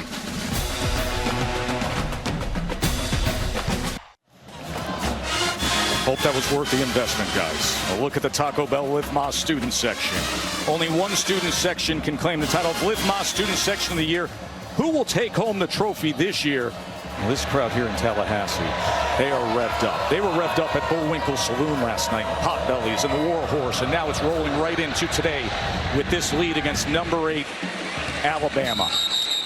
What a difference a year makes. The struggles last season, especially offensively, the explosive plays now, Jesse. That was a big problem a year ago. They just didn't have it, but we've seen a ton of it early in this game. The go-around to score right in the first quarter was absolutely massive. On that last drive, you saw Jalen Lucas catching the wheel route of the backfield, getting them down into scoring position. And then the touchdown run earlier by Makai Danzy. 5 explosive plays in this game. They only had 98 all of the season last season, and it just makes things so much easier for you as an offense. Last year, the average was over 15 points a game, Jesse. It's crazy. Already 24. This is already a banner day, and we've still got about 6 minutes to go here in the third quarter. Decision by Mike Norvell to bring in Gus Malzahn as his play caller. Sawchuk trying to find something as he makes his way to the third. It's just so important, Joe, in any level of football to be able to hit home runs. It's hard as an offense if you have to go 10, 12, 14 plays to score points every single drive. It's just too hard to execute at that level, and that was certainly the case for Florida State a year ago. But with a new roster and a new scheme, it just feels a lot more like they're one play away from hitting the big one. Remember that 17-play scoring drive for Bama to start the game? The field goal you just saw moments ago, their first point since. Castellanos got it out quickly, but it was too far to the outside for Deuce Robinson.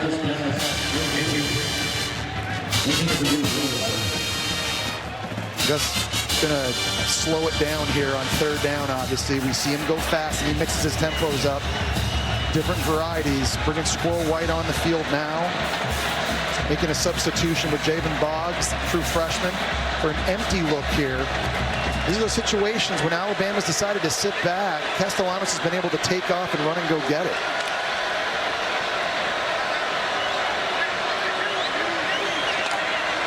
Third down and 5. They bring pressure against Tommy Castellanos. He escapes it for the moment. Can he get the first down? Wow. It was Justin Jefferson that was tracking him the whole time, and a flag comes in late as Tommy Castellanos continues to pump up the Noles. Well, and that drives you nuts if you're Kane Womack, the D coordinator for Alabama, because on paper you had him. It's going to be a personal foul, late hit on Damani Jackson once he ran out of bounds. But, I mean, on paper, you've got a free rusher. You're expected to make this play right here. This is over. He's dead in the backfield, but he's got the explosiveness. It's like Kyler Murray in the first 10 yards. Yes. He just explodes past you, goes and gets the first down, and Damani Jackson's played enough football. The USC transfer knows you can't do that. You also can't have a game like this if you're Bama with penalties, and that is their 6th penalty for 50 yards.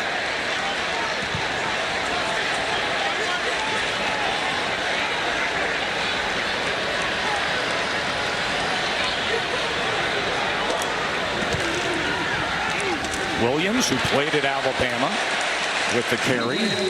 Yeah, you know he's motivated to go, Joe. And Bama fans will remember him. He started the SEC championship. That's right. Against Georgia a few years ago when they won. And he's motivated, obviously, not just going against his old team, but he also missed 8 games last season with an injury. He's a real tough runner, runs square to the hole.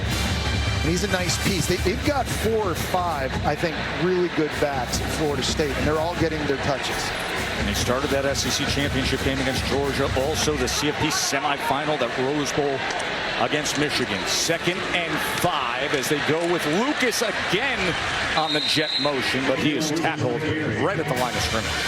And honestly, I think that they're in field position again for 4-down territory if you're Mike Norvell. And I would fully expect Gus Malzahn to consider running this football right here, considering how well your guys are playing up front on the O-line. And all this motion and all this confusion that you're creating in your different packages. If I was Gus Malzahn, I'd stay aggressive. Sawchuk, the Oklahoma transfer, in the backfield now.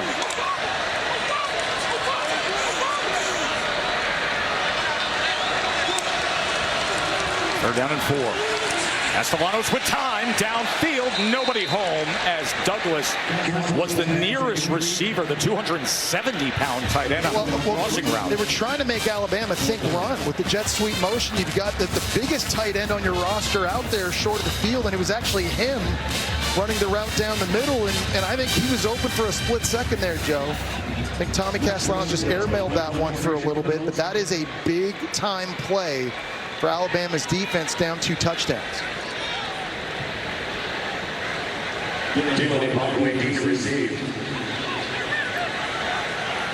Schumanto on to punt.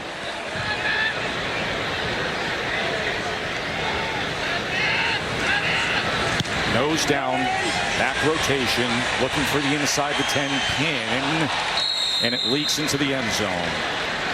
Of course, a Florida State legend was honored today, and oh, what an honor it's been to be his colleague. And the man of the hour, the great Lee Corso. And you've got one last head here to make. This is one of the easiest picks I've ever made. Give me my first love.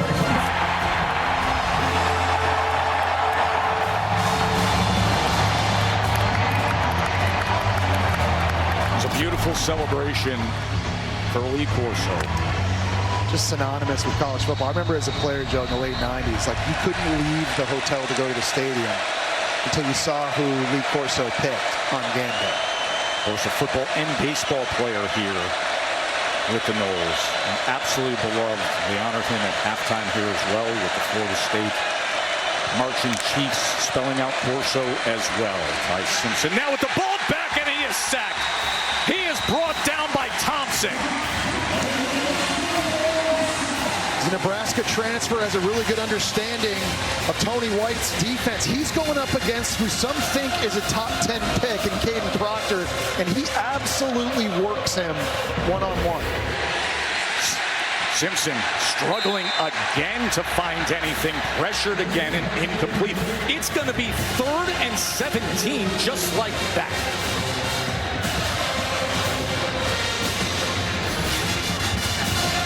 55 rushing yards on that opening drive, Joe, for Alabama. And that beautiful, what was it, a 16-play scoring drive? 17. Since then, they have not been able to get anything going on the ground.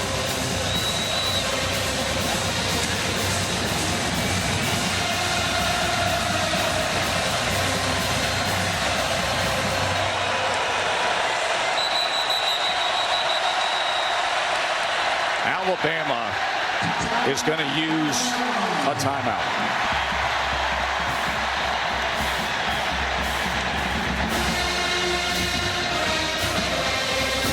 Jesse, you sit back and we've watched this all day long.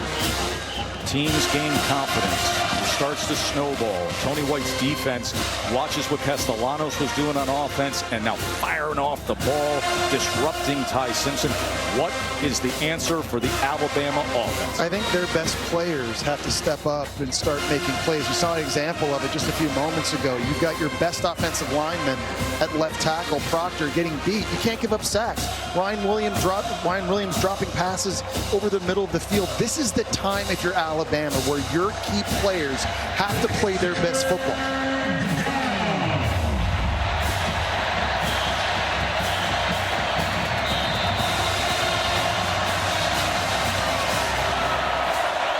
Seven tackles for loss, 3 sacks for Florida State's defense. And now a 3rd and 17 where they can get after Ty Simpson. Simpson forced to run it and then backtracks and settles in at the 20 as James Williams corrals him. A tremendous effort that time by Florida State's D-line. It was James Williams running over Daniel Lyons, all 302 pounds. He's going to get a helmet sticker for hustle on that play as well.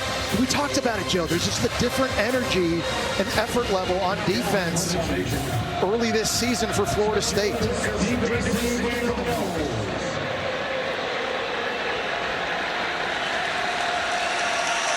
Dowd punting from inside his own 10-yard line. And it is an umbrella of a punt. Oh, he touched it! It's a muff, and it's Alabama's football! It is Alabama's football!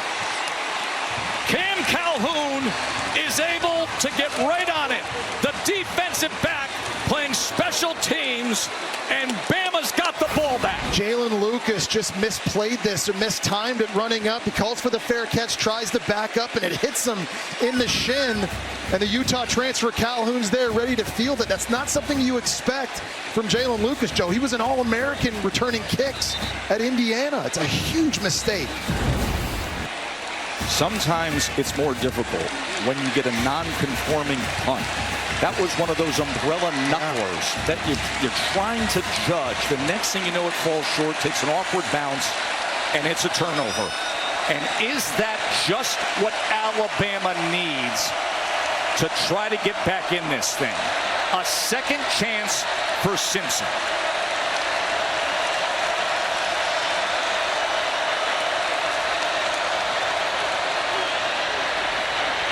With time, he wants a shot downfield to the end zone.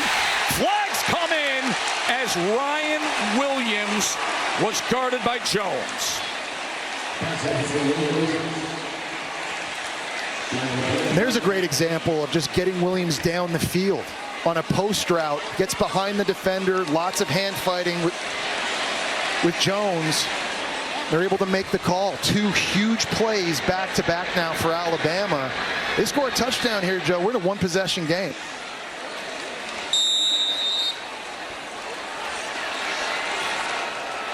Muff punt. Penalty. And the ball's now on the 31-yard line.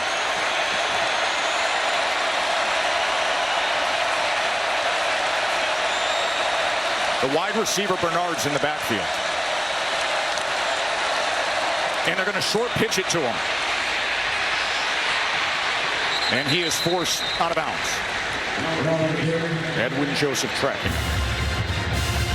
Yeah, I think Ryan Grubb right now, he's just digging into his play sheet right now, just trying to find creative ways to get this run game established again. We showed you earlier, it was so good on that opening drive, but they haven't been able to do it conventionally since then. So you bring in the speedy Bernard, who he coached back at Washington, try and spark some life in the ground game.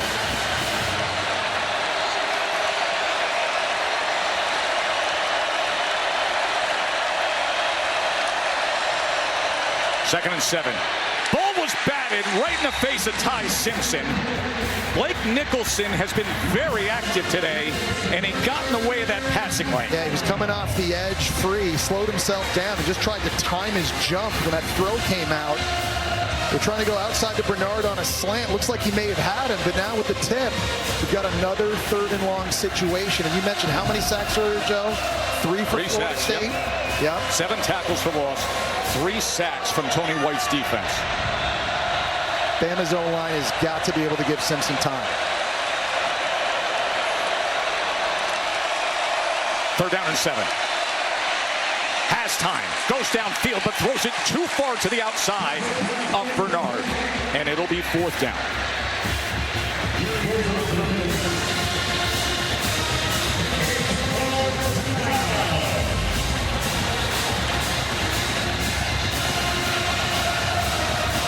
Kalen DeBoer deciding to be aggressive here in this situation down inside the 30-yard line and try and capitalize. To me, it feels a bit early. I think you get the field goal here, you make it 11. Trust your defense a little bit. This one just feels big. 4th down and 7. Simpson has to spin out of the pocket. Gotta have it on 4th and 7. As Williams was trying to hold on to it, but it's incomplete. Joe, watching that live, I thought if Ty Simpson just keeps it himself, he's going to go pick it up. That was an unbelievable effort to avoid the sack and get to the outside, but a very inaccurate throw to Ryan Williams. Now, I know Williams thinks he caught this. Let's take a look again.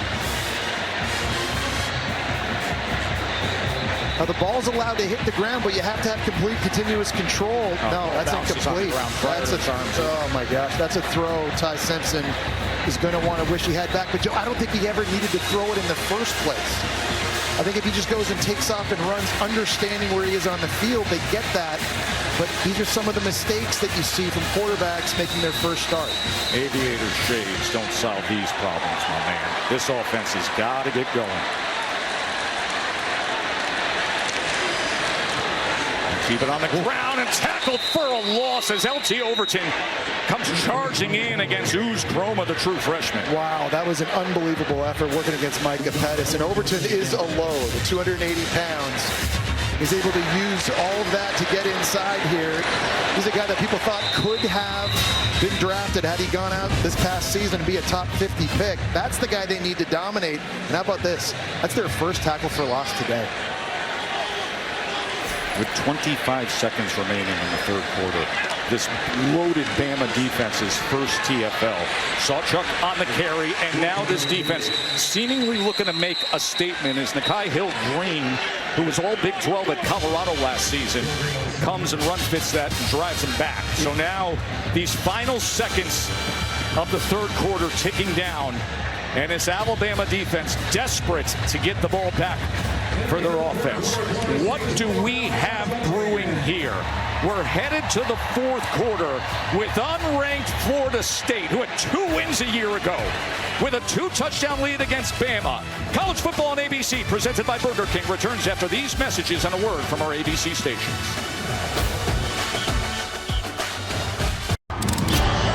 We're back in Tallahassee with Mike Norvell. Mike, your defense came up big after the muff punt. What'd you just tell your team to close this out?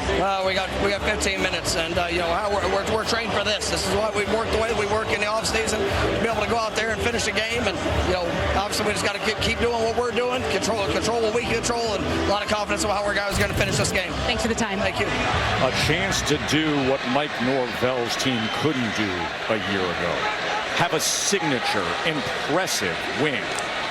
We start this fourth quarter with a 3rd and 9 that gets blown up by Keon Sabb, and the Tide defense is going to create a big opportunity right here. And a really nice job of cat and mouse. Kane Womack, the D coordinator for Alabama, coached his guys up. That play started in an empty set. Bama was back in zone coverage. As soon as they brought Gavin Sawchuk into the backfield in motion, everybody came up to the line of scrimmage. It was full-out blitz, and the Michigan transfer able to get a big stop.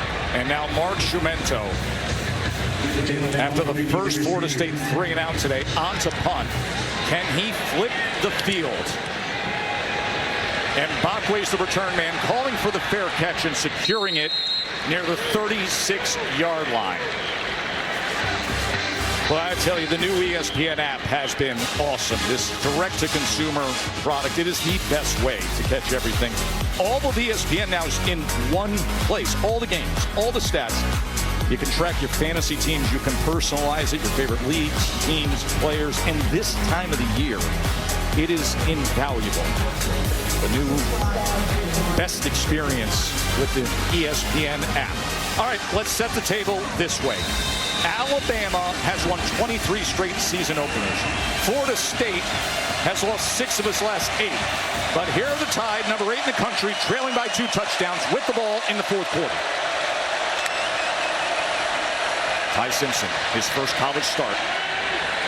And as he just has to check down to Ryan Williams, who struggles to try to get an extra yard. Jerry Wilson with the tackle. Yeah, and if you look at Ty Simpson's numbers, it's not too bad. He's made some good decisions with the football. He's taken what's there. What you're not seeing is the big misses. 2 huge misses on 4th down. He missed a touchdown pass earlier in the game as well. He hasn't been able to take advantage of all his opportunities. He can't miss now. 2nd and 7, ball is out quickly to Cuevas. Cuevas squares up those shoulders and now is striding. And it's a big play by Josh Cuevas. And a really nice job, obviously, by Cuevas individually, but also downfield, getting blocks. Rico Scott, you had Jeremy Bernard, as Cuevas comes off a bit gingerly, but there's a big explosive play in the pass game that didn't have to get thrown too far downfield. Look at the receivers here. Rico Scott, number 11, that's a great job. And then Jeremy Bernard as well. It's not just the O-lineman, but these receivers coach to go downfield and play with some effort too. Yeah, Bernard, who has 134 receiving yards, digging in and blocking to get that 27-yard reception for Cuevas. First down, Stimson. He looks right, then he has to check down to Daniel Hill. And Hill at 244 pounds lowers the shoulders. And that's a nice decision by Simpson there because he's pumping the running back out in the swing, hoping to take a shot deep down the field. Florida State, they've got it covered, so you don't panic, you don't freak out. You check it back down to Daniel Hill in the flat and just take a couple of yards and take the profit. It's a good decision by Simpson. Sat behind Bryce Young and Jalen Milroe, and now it's his team. But what can he do in a spot like this? 2nd and 7. Riley, leg drive. It's going to be 3rd and short. Justin Pryor with the tackle.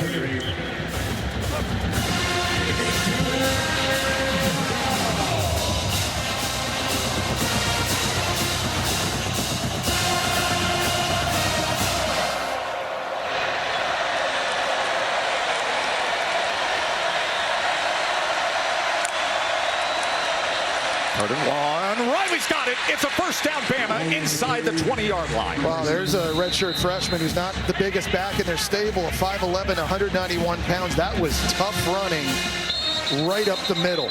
And a big down, he knew he had to have it. Made himself small, got into the second level. And Alabama's offense finding some rhythm. Edwin Joseph is down, and the medical team is there immediately. He has played a big role here today. So while they tend to Edwin Joseph, we will take a short break. Bama's driving, trailing by 2 touchdowns.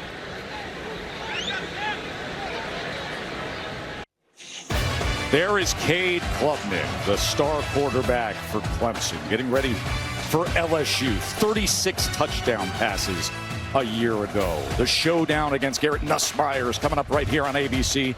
Chris and Kirk will be on the call. That is going to be so special in the extended coverage of the arrival of the Tigers in Howard's Rock.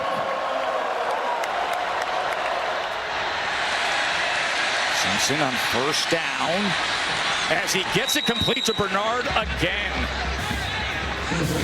Nice little play action in a bootleg, getting him outside, buying some time, and that was a nice job by Simpson, letting the pass lane open up. Bernard wasn't open early in the route. He opened up very late. Simpson was ready for him. You see right here, it's not open now. It's not open now. It's the third window. Great job understanding where he is on the field, and a nice accurate throw. It is 1st and goal, Alabama. 146 receiving yards for Bernard. He pulls it. He gets it to Scott. Scott on his feet. Scott trying to get to the pylon, and he does. Rico Scott. Karate kicks it. Celebrate for now. Work still to be done, but Alabama has pulled back into this thing. We're going to see the replay and check things out with that pylon. It was a zone read with an attachment. There was a great job of Ryan Williams downfield blocking Rico. Does that toe hit out of bounds before the ball crosses the plane? That's what they're going to be taking a look for. Ruling on the field is right there. It's a touchdown.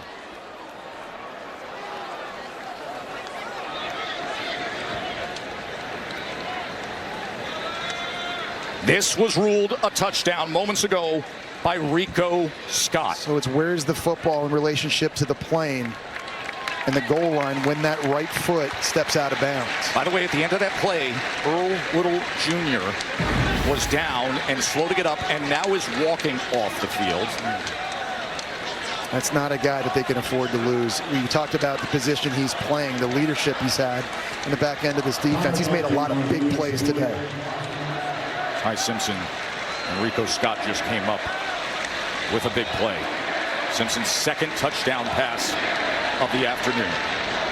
It doesn't seem like they're reviewing this either, Joe.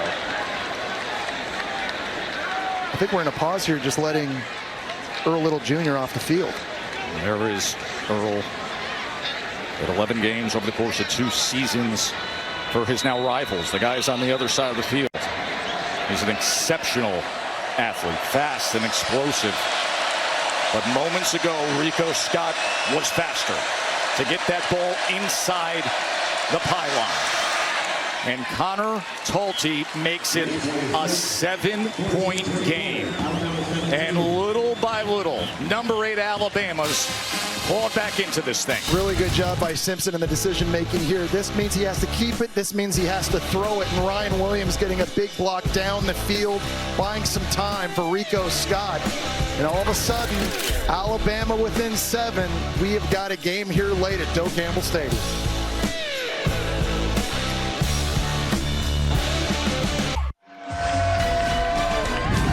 ABC College Football is presented by Burger King. You rule. 24-7 not long ago. Knowles now 24-17. A look from the AT&T Connected Cam. The place to be. The newly renovated Doak Campbell Stadium. They got a new west side. They got the expanded seating options. They got the founder suite. It is spectacular, and what a game they have had for it. Let's go to the studio to Kevin. Test week 1 of the college football season is here, and our multi-view is showcasing a handful of games as well as the 3rd round of the U.S. Open across all of our networks. You can experience it all on the new ESPN app. Let's get back to a really good game in Tallahassee. Florida State with a 7-point lead. Tess, back to you.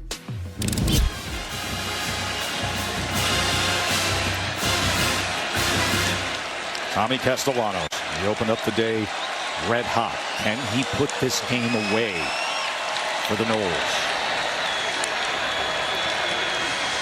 Here's the true freshman running back, Chroma. It just feels to me, Joe, like there's a little bit of pressure on Florida State right now to have to answer this drive. Yes. Right? A couple things haven't gone their way here in the second half, and you're sort of allowing Alabama back into this game. You need to be able to answer here on this drive. Lots of pressure on Malzahn. The new play caller after his years as a head coach. Back to what he's always done best. Castellanos, a design quarterback run, and it's going to be 3rd and a long one, maybe 2, as Deontay Lawson and Hill Green make the tackle. Well, for a guy that's only 5'11", 200 pounds, they're not afraid to run the quarterback in between the tackles. He is a strong, tough runner, and in situations like this, 3rd and short, you can't be afraid of that again. 3rd down and 2. Can Bama come up with a stop? Castellanos reaches ahead. It depends on the mark. And we will see where that knee went down, and they're ruling him short as Deontay Lawson cut him down. Lawson, who's back from that torn ACL a year ago. That was a really nice tackle that time by Lawson. Remember, he got ran around earlier in the game by Castellanos in his speed, but they're showing tremendous instincts, almost anticipating that Castellanos is going to keep that. He just got him with one arm, but he got him down short. This is 4th down. This is 4th down from their own 34-yard line. Watch that play clock. They're going for it. And they did it. Roydell Williams, the former Alabama running back, from their own 34-yard line, they convert. And he ran over Deontay Lawson. 5'10", 225. Low man wins. Watch this hit right here. Boom. And he just drives him backwards. We talked earlier about him being hungry in this game. Well, he showed it there. A 4th down conversion. Yesterday, we sat across from Mike Norvell, and we asked him, knowing what you're up against, knowing the spot you're in, how aggressive? He gave us that look.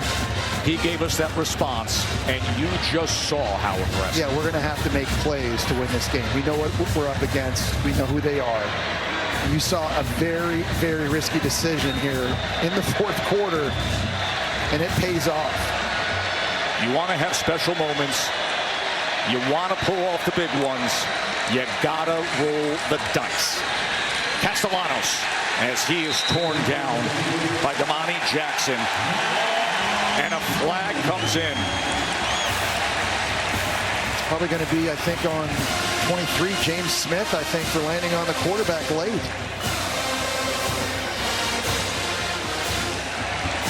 We've seen a couple bad penalties by Bama's defense this way. Damani Jackson had one earlier in the game when he knocked him out of bounds. And right here, you see 23? There's a little elbow to the face, too, going to the ground. Big defensive tackle goes 300 pounds. It's so costly for Alabama. You have them in 3rd and long with an opportunity to get the football back. Now you've given them a fresh set of downs in your own territory. And moments ago, you had them in 4th down inside their own 35. Now they've crossed midfield. Bama now 7 penalties for 65 yards. Sawchuk trying to grind things out here under 8.5 minutes to play, looking for a major upset in week 1. LT Overton with the tackle. If I was Mike Norvell, I know he's not calling plays anymore, but I'd be in Gus Malzahn's ear saying, hey man, you can just run the ball now. We don't have to throw it. We don't have to stop the clock. We've been having success on the ground. We've got an ultra-mobile quarterback. Let's take advantage of the extra blocker. Let's try to ice this game and bleed this clock down. Officials are going to take a timeout here. As I think they're thinking maybe he was feigning an injury or something. A player was trying to go down after the ball was spotted, which is a new rule. It's a new rule in college football. We'll see if they clean it up here. We're going to take a short break. A timeout on the field.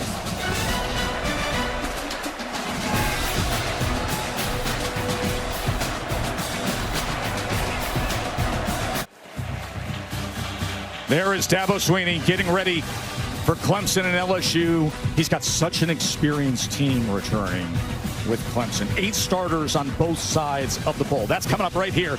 Number 9 LSU, number 4 Clemson, coming up right here on ABC. Kickoff week presented by Modelo. Will a top 10 team go tumbling? 2nd down and 9. Florida State end around Danzy. Another big play by Mekhi Danzy. It's the exact same play he scored a touchdown on earlier in the game. You've got all this motion going to the right of the formation. Alabama's fast flow, and then you give the track star, the 400-meter record holder in the ACC, some room. Castellanos, he's going to run it straight up the middle as he gets inside the 15-yard line. Under 8 minutes to play. A touchdown lead for unranked, resetting Florida State. Hey, man, and whatever it takes, too, if you're Castellanos. Jamarian Latham looks like he's slow getting up for Alabama, but that's the 15th carry for the 5'11", 200-pound quarterback. Joe, I watched film of him 2 years ago at Boston College, carried 31 times against Army in a game. He can do it. It's Castellanos. He's not the biggest quarterback in the country, but he is tough. That was the year that when he was playing for BC, he passed for 2,000 yards. He rushed for 1,000. Only 5 quarterbacks in the ACC have done that since 1996. It's guys like Lamar Jackson, Deshaun Watson, Malik Cunningham, and he has been putting on a show here today. That is not a good sign to see. Jamarian Latham, who's been in a 5th year in the program, plays a big role in that front 7, being helped off the field. And remember, they're already down Tim Keenan, their nose guard, missing this game. So you got some big bodies and regular starters out for Alabama now.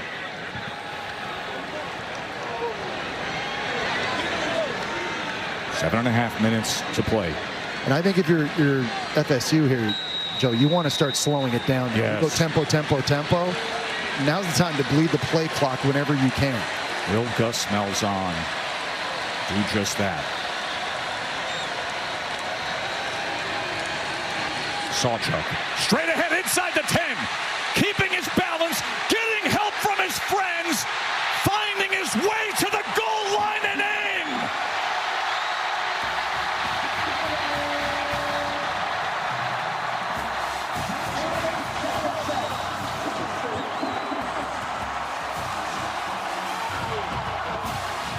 What a strong run by the Oklahoma transfer, right through a tackle attempt by Bray Hubbard, Joe. I think I counted 5 or 6 Alabama defenders that he carried with him into a convoy into the end zone.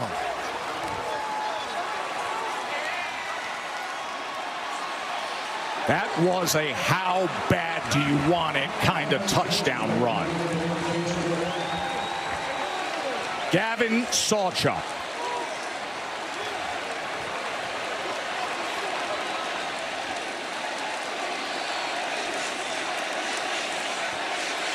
They're taking a peek to see if the ruling on the field will stay that way.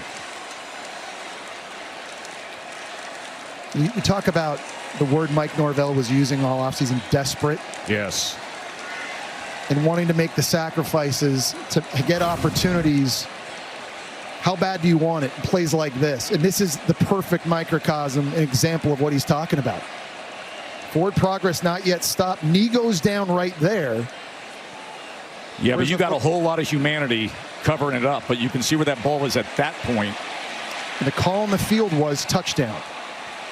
I love seeing those big offensive linemen just finding work for that extra push. It is a touchdown. New terminology this year, upheld versus confirmed, yes. Or stands. Stands versus, yeah. Tommy Castellanos leading this team. The quarterback who in the offseason, in an interview in June, said they don't have Nick Saban to save them. That really got the attention of everybody, but it also got the attention of his teammates, Jesse. No doubt about it. They had his back, and also Tommy Castellanos has backed up his words with his play here today so far. Weinberg adds the extra point. That's a big smile for Tommy. It's a 2-touchdown lead for the Noles. So Sawchuk is a 210-pound running back going right up the middle. Hubbard misses the tackle right there. He keeps his balance, and then he's just plowing through defenders. Linemen are getting involved. The O-line come down. Great effort by everyone. You just can't say it enough. There's just a different energy and effort level by Florida State early this season, and you're seeing it in all three phases of the game. Just look at the emotion. And Gunnar Hansen right there, he wasn't around for this a season ago. A lot of these transfers, they didn't go through what Florida State did, but they wanted to come here and be a part of something special. And they really believe that they have the recipe to do just that. So Gunnar Hansen wasn't here a year ago, but you know where he was? He was a starter at Vanderbilt. And he earned the Outland Trophy National Player of the Week and the SEC Offensive Lineman of the Week when Vanderbilt upset then #1 Alabama a year ago.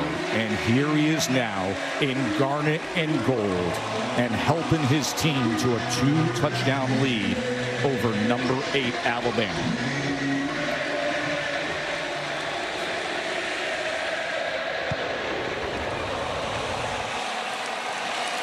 And just remember what the roller coaster ride of the last 2 years have been for Florida State. When Mike Norvell's team went 13-0 on an ACC championship, only to be snubbed and find out Alabama's going to the playoff. A lot of opt-outs to get that 63-3 shellacking by Georgia in the Orange Bowl. Then DJU came to town. They were top 10 preseason when they went over to Ireland. They lost to Georgia Tech. Things unraveled. They went 2-10. They couldn't find offense. They only averaged 15 points a game a season. They got 31 against this loaded Bama defense right now. Daniel Hill with the reception for 9 yards. This is going to be tough sledding now for Alabama because Florida State is not in prevent mode, but they're going to play big zone coverages and just try and keep the football in front of them, rushing only 4 guys. Ty Simpson, as he tried to go back shoulder to Cuevas, it's incomplete. And those are just the types of catches Alabama's going to have to make. They're going to be difficult. Kalen DeBoer knows it. Even when it's not perfect, you got to be able to come up with the play.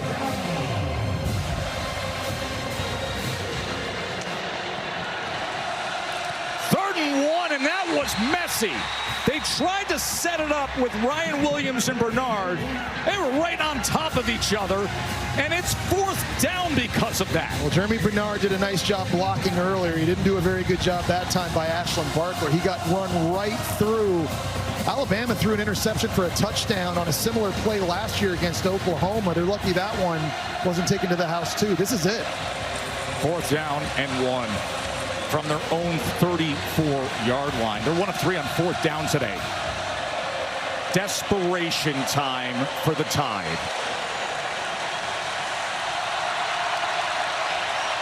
Play clock's counting down. Flags are coming in. Movement. They're going to be backed up. Caden Proctor at left tackle. Wasn't expecting Ty Simpson to start audibling. There's a little bit of a flinch on that left side. And we talked about your best players have got to play their best in these moments. That is an untimely penalty for Alabama. It is so loud here. The way Dope Campbell has often sounded through the years. 4th down and 6. Simpson, 4th down. Gets it complete. 1st down, Rico Scott. Really nice job by the O-line of Alabama. Caden Proctor was on an island one-on-one. Javen Jenkins tried a spin move, did not work. He stoned him, and that gave Simpson the time. Under 6.5 minutes to play. Simpson. Pocket collapsing. Simpson retreating. Still on his feet. Incomplete at the toes of Darren Meadows, the true freshman receiver. It's the 2nd time in the game we've seen him make such an incredibly athletic play, an unbelievable effort to avoid the sacks, get outside, but he just doesn't have the accuracy on the run. He had a big miss to Ryan Williams in the 3rd quarter on 4th down, and that time there, Cuevas did a great job in the scramble drill, working back to his quarterback. Ball's just getting away from him. James Williams and Mandrell Desir were chasing him down. 2nd and 10.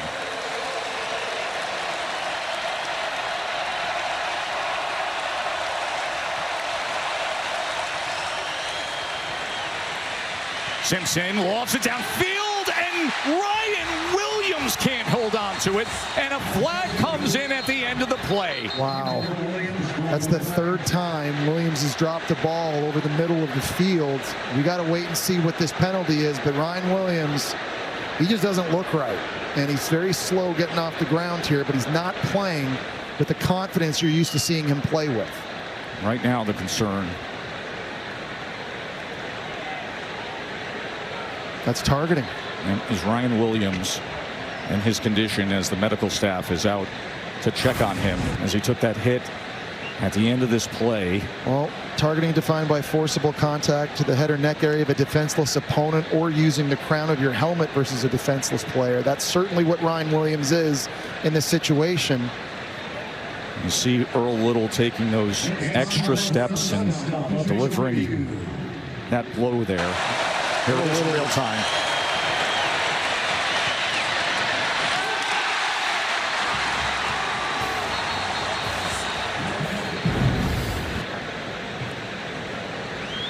Now the ruling on the field is targeting, so they need disputable video evidence to overturn this. Let's go to our longtime rules expert, Matt Austin. Matt, give us your take here.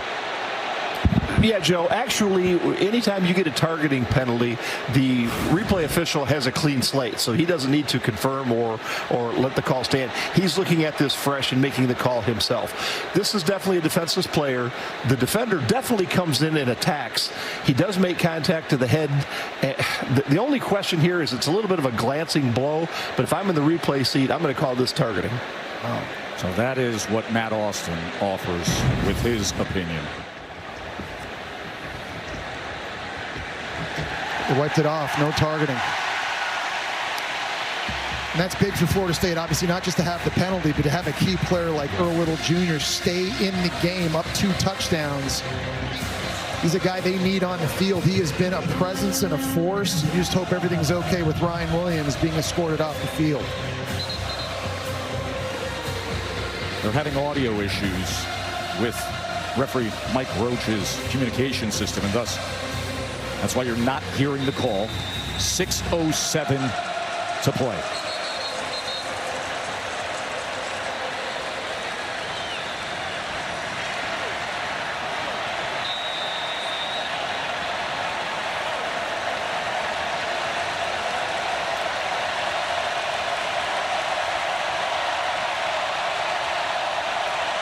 A tidal wave of sound right now.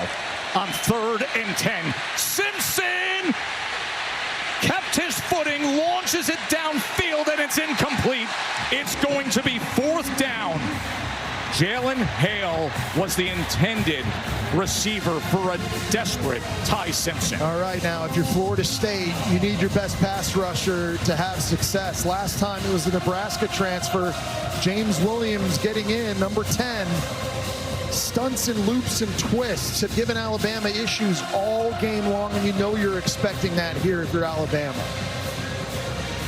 4th down and 10. Kalen DeBoer, all the hope entering this season. The loaded roster. His offensive coordinator back in the fold. And it comes down to these precious moments. 4th down and 10 for Bama. Simpson. Got to come up with it. Simpson, can he get there? Driving to that line to gain. It'll depend on the spot. It looks like he may be a football shy as Rawls met him. I don't know how Williams didn't get him down. I don't know how Diggs didn't get him down. Another unbelievable effort by Ty Simpson, but you're right, Joe, watching it live, it just looked like he was a hair short. And Florida State defenders just flying everywhere.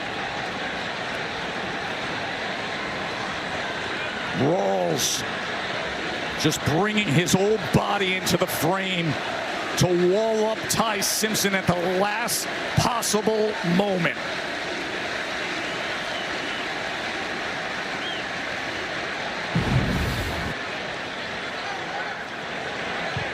How many links are left on that chain?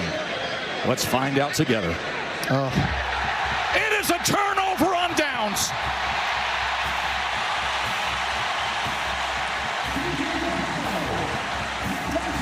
Cannot say enough about this defense for Florida State, and it's a new look. They've got a facelift. They're running a new 3-3-5 scheme by Tony White, and there's a lot of new faces in from the portal.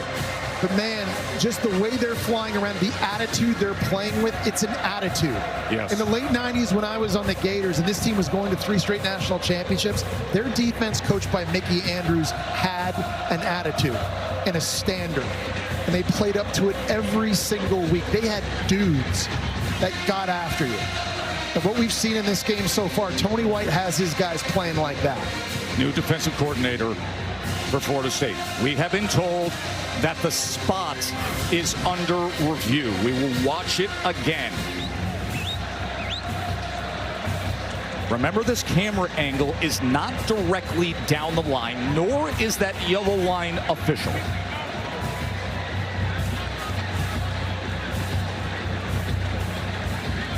Here's the reverse angle. You can see the marker on the far sideline as Rawls comes up to meet Simpson. Knee down there. The question is, where's the ball in relationship to that first down marker? Ruling on the field was that he was short. Let's get a third voice in the conversation with our rules expert, Matt Austin. What is your IC, Matt? Yeah, Joe, I think this is short, but without a shot right down the line, you just really can't tell.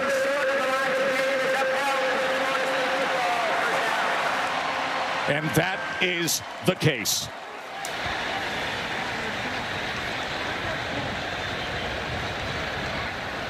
You see Mike Norvell telling his guys on offense, one play at a time, not the play caller now. And there's an example of an opportunity to go connect with all 11 guys in that huddle and say, guys, we're up 2 touchdowns. We can ice this thing now, one play at a time. And Bama only has 1 timeout left. Going to be a whole lot of Noles fans getting on that Gus bus if they put this thing away. Gus Malzahn, new play caller. Sawchuk, the guy who muscled his way to the touchdown a few minutes ago, met by Deontay Lawson.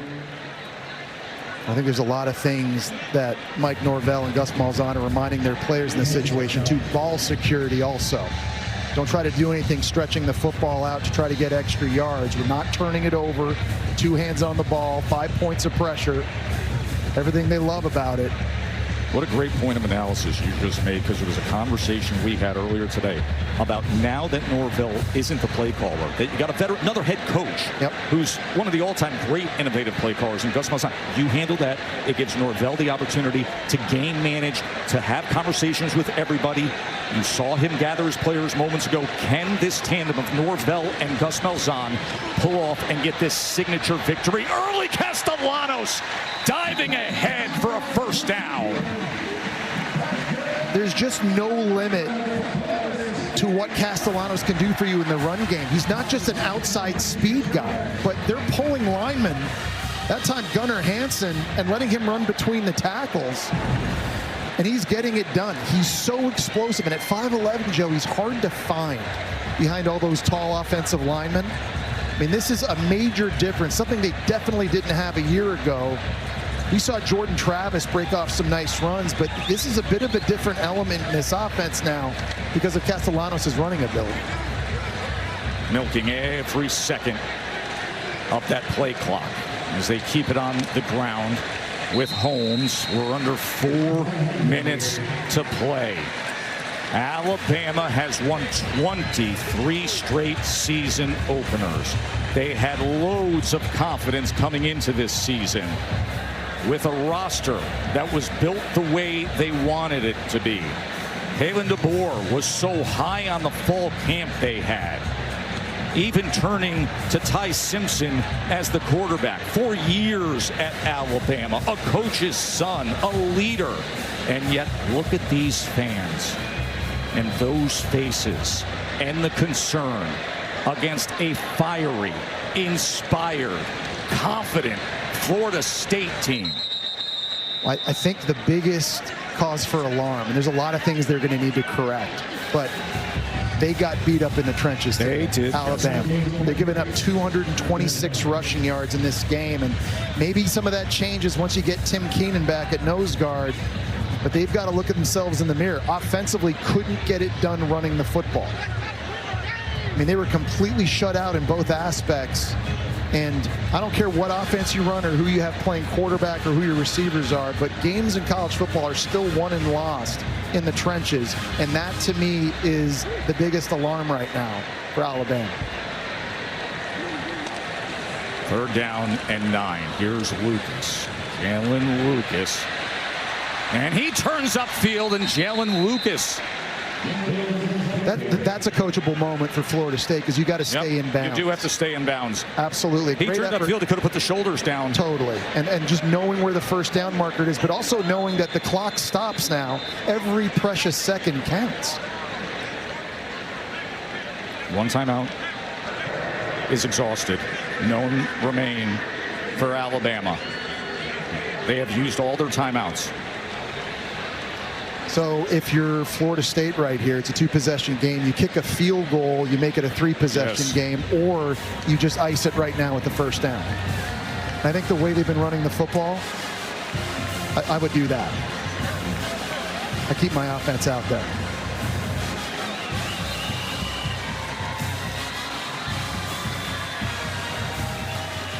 Ty Simpson. He came in to Tallahassee with high hopes, with a wide receiver room that was elite, talent surrounding him. But this Florida State team started to believe with their ultra confident, outspoken quarterback who went out there and started to prove it, and they started to roll.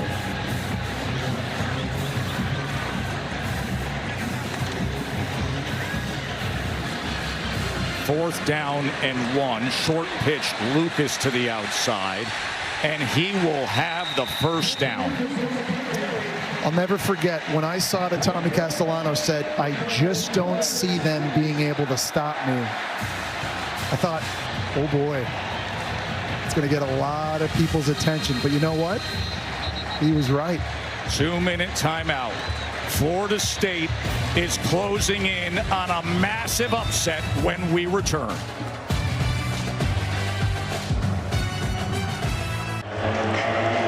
Welcome back to Tallahassee, where earlier this week, Tommy Castellanos said, I've been considered undersized my whole life. I've been overlooked, under-recruited, told I couldn't play the quarterback position. I faced challenges as a kid, so I've always had a chip on my shoulder. I'm fearless, and I play with heart, and sometimes, guys, that's enough.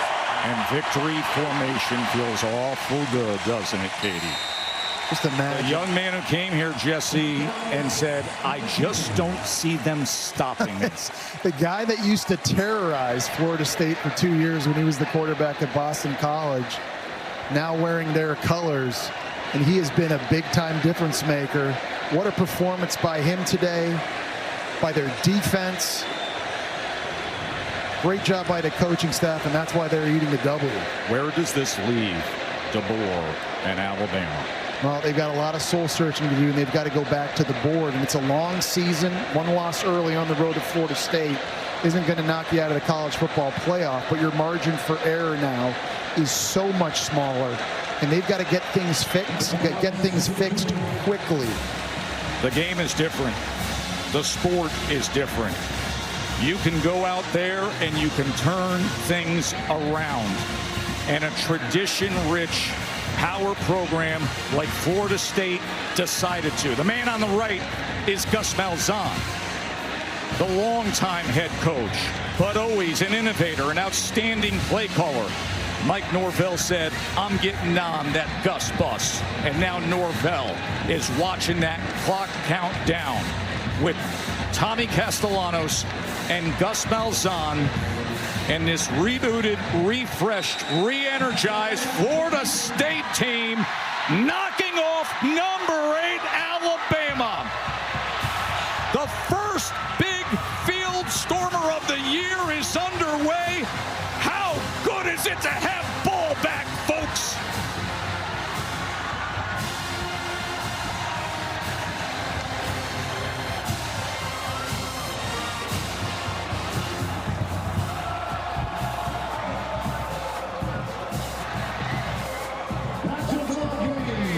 Let's go to the field to Katie George. Katie.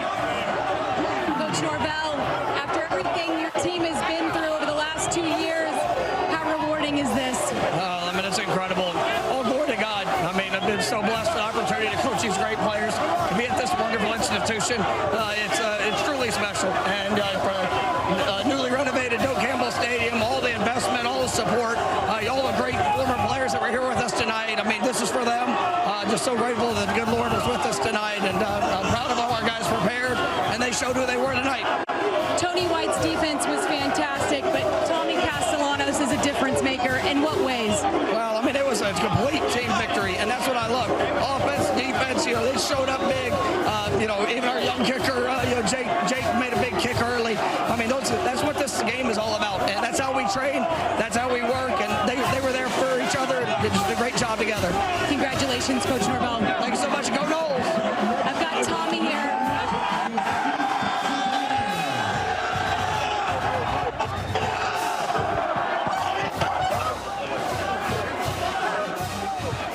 Katie's trying to work her way to that embrace and that celebration with Tommy Castellanos and Norvell. Katie. Congratulations. You said you wanted to come to Florida State to make a difference, to turn this program around. How does this feel? It's a blessing. I'm just thankful to be here. Thank you for the opportunity. I can just say thank God, thank Coach Norvell for giving me the opportunity and let me be here and choosing me. They could choose a lot of guys out of the portal. They chose me. They believed in me. And I'm just thankful to be here. Congratulations. Enjoy this. Thank you. Do you understand what the streets of Tallahassee are going to be like tonight? This is what college football is. And how good was that? 31-17. The 23 straight season opening win streak for Alabama is over. LSU and Clemson is coming your way. For Katie George and Jesse Palmer, I'm Joe Tessitore saying thanks for being with us. Enjoy the rest of your night. Ball's not done. We got a great one still to come. Florida State did it. Tess, they're going to party in Tallahassee.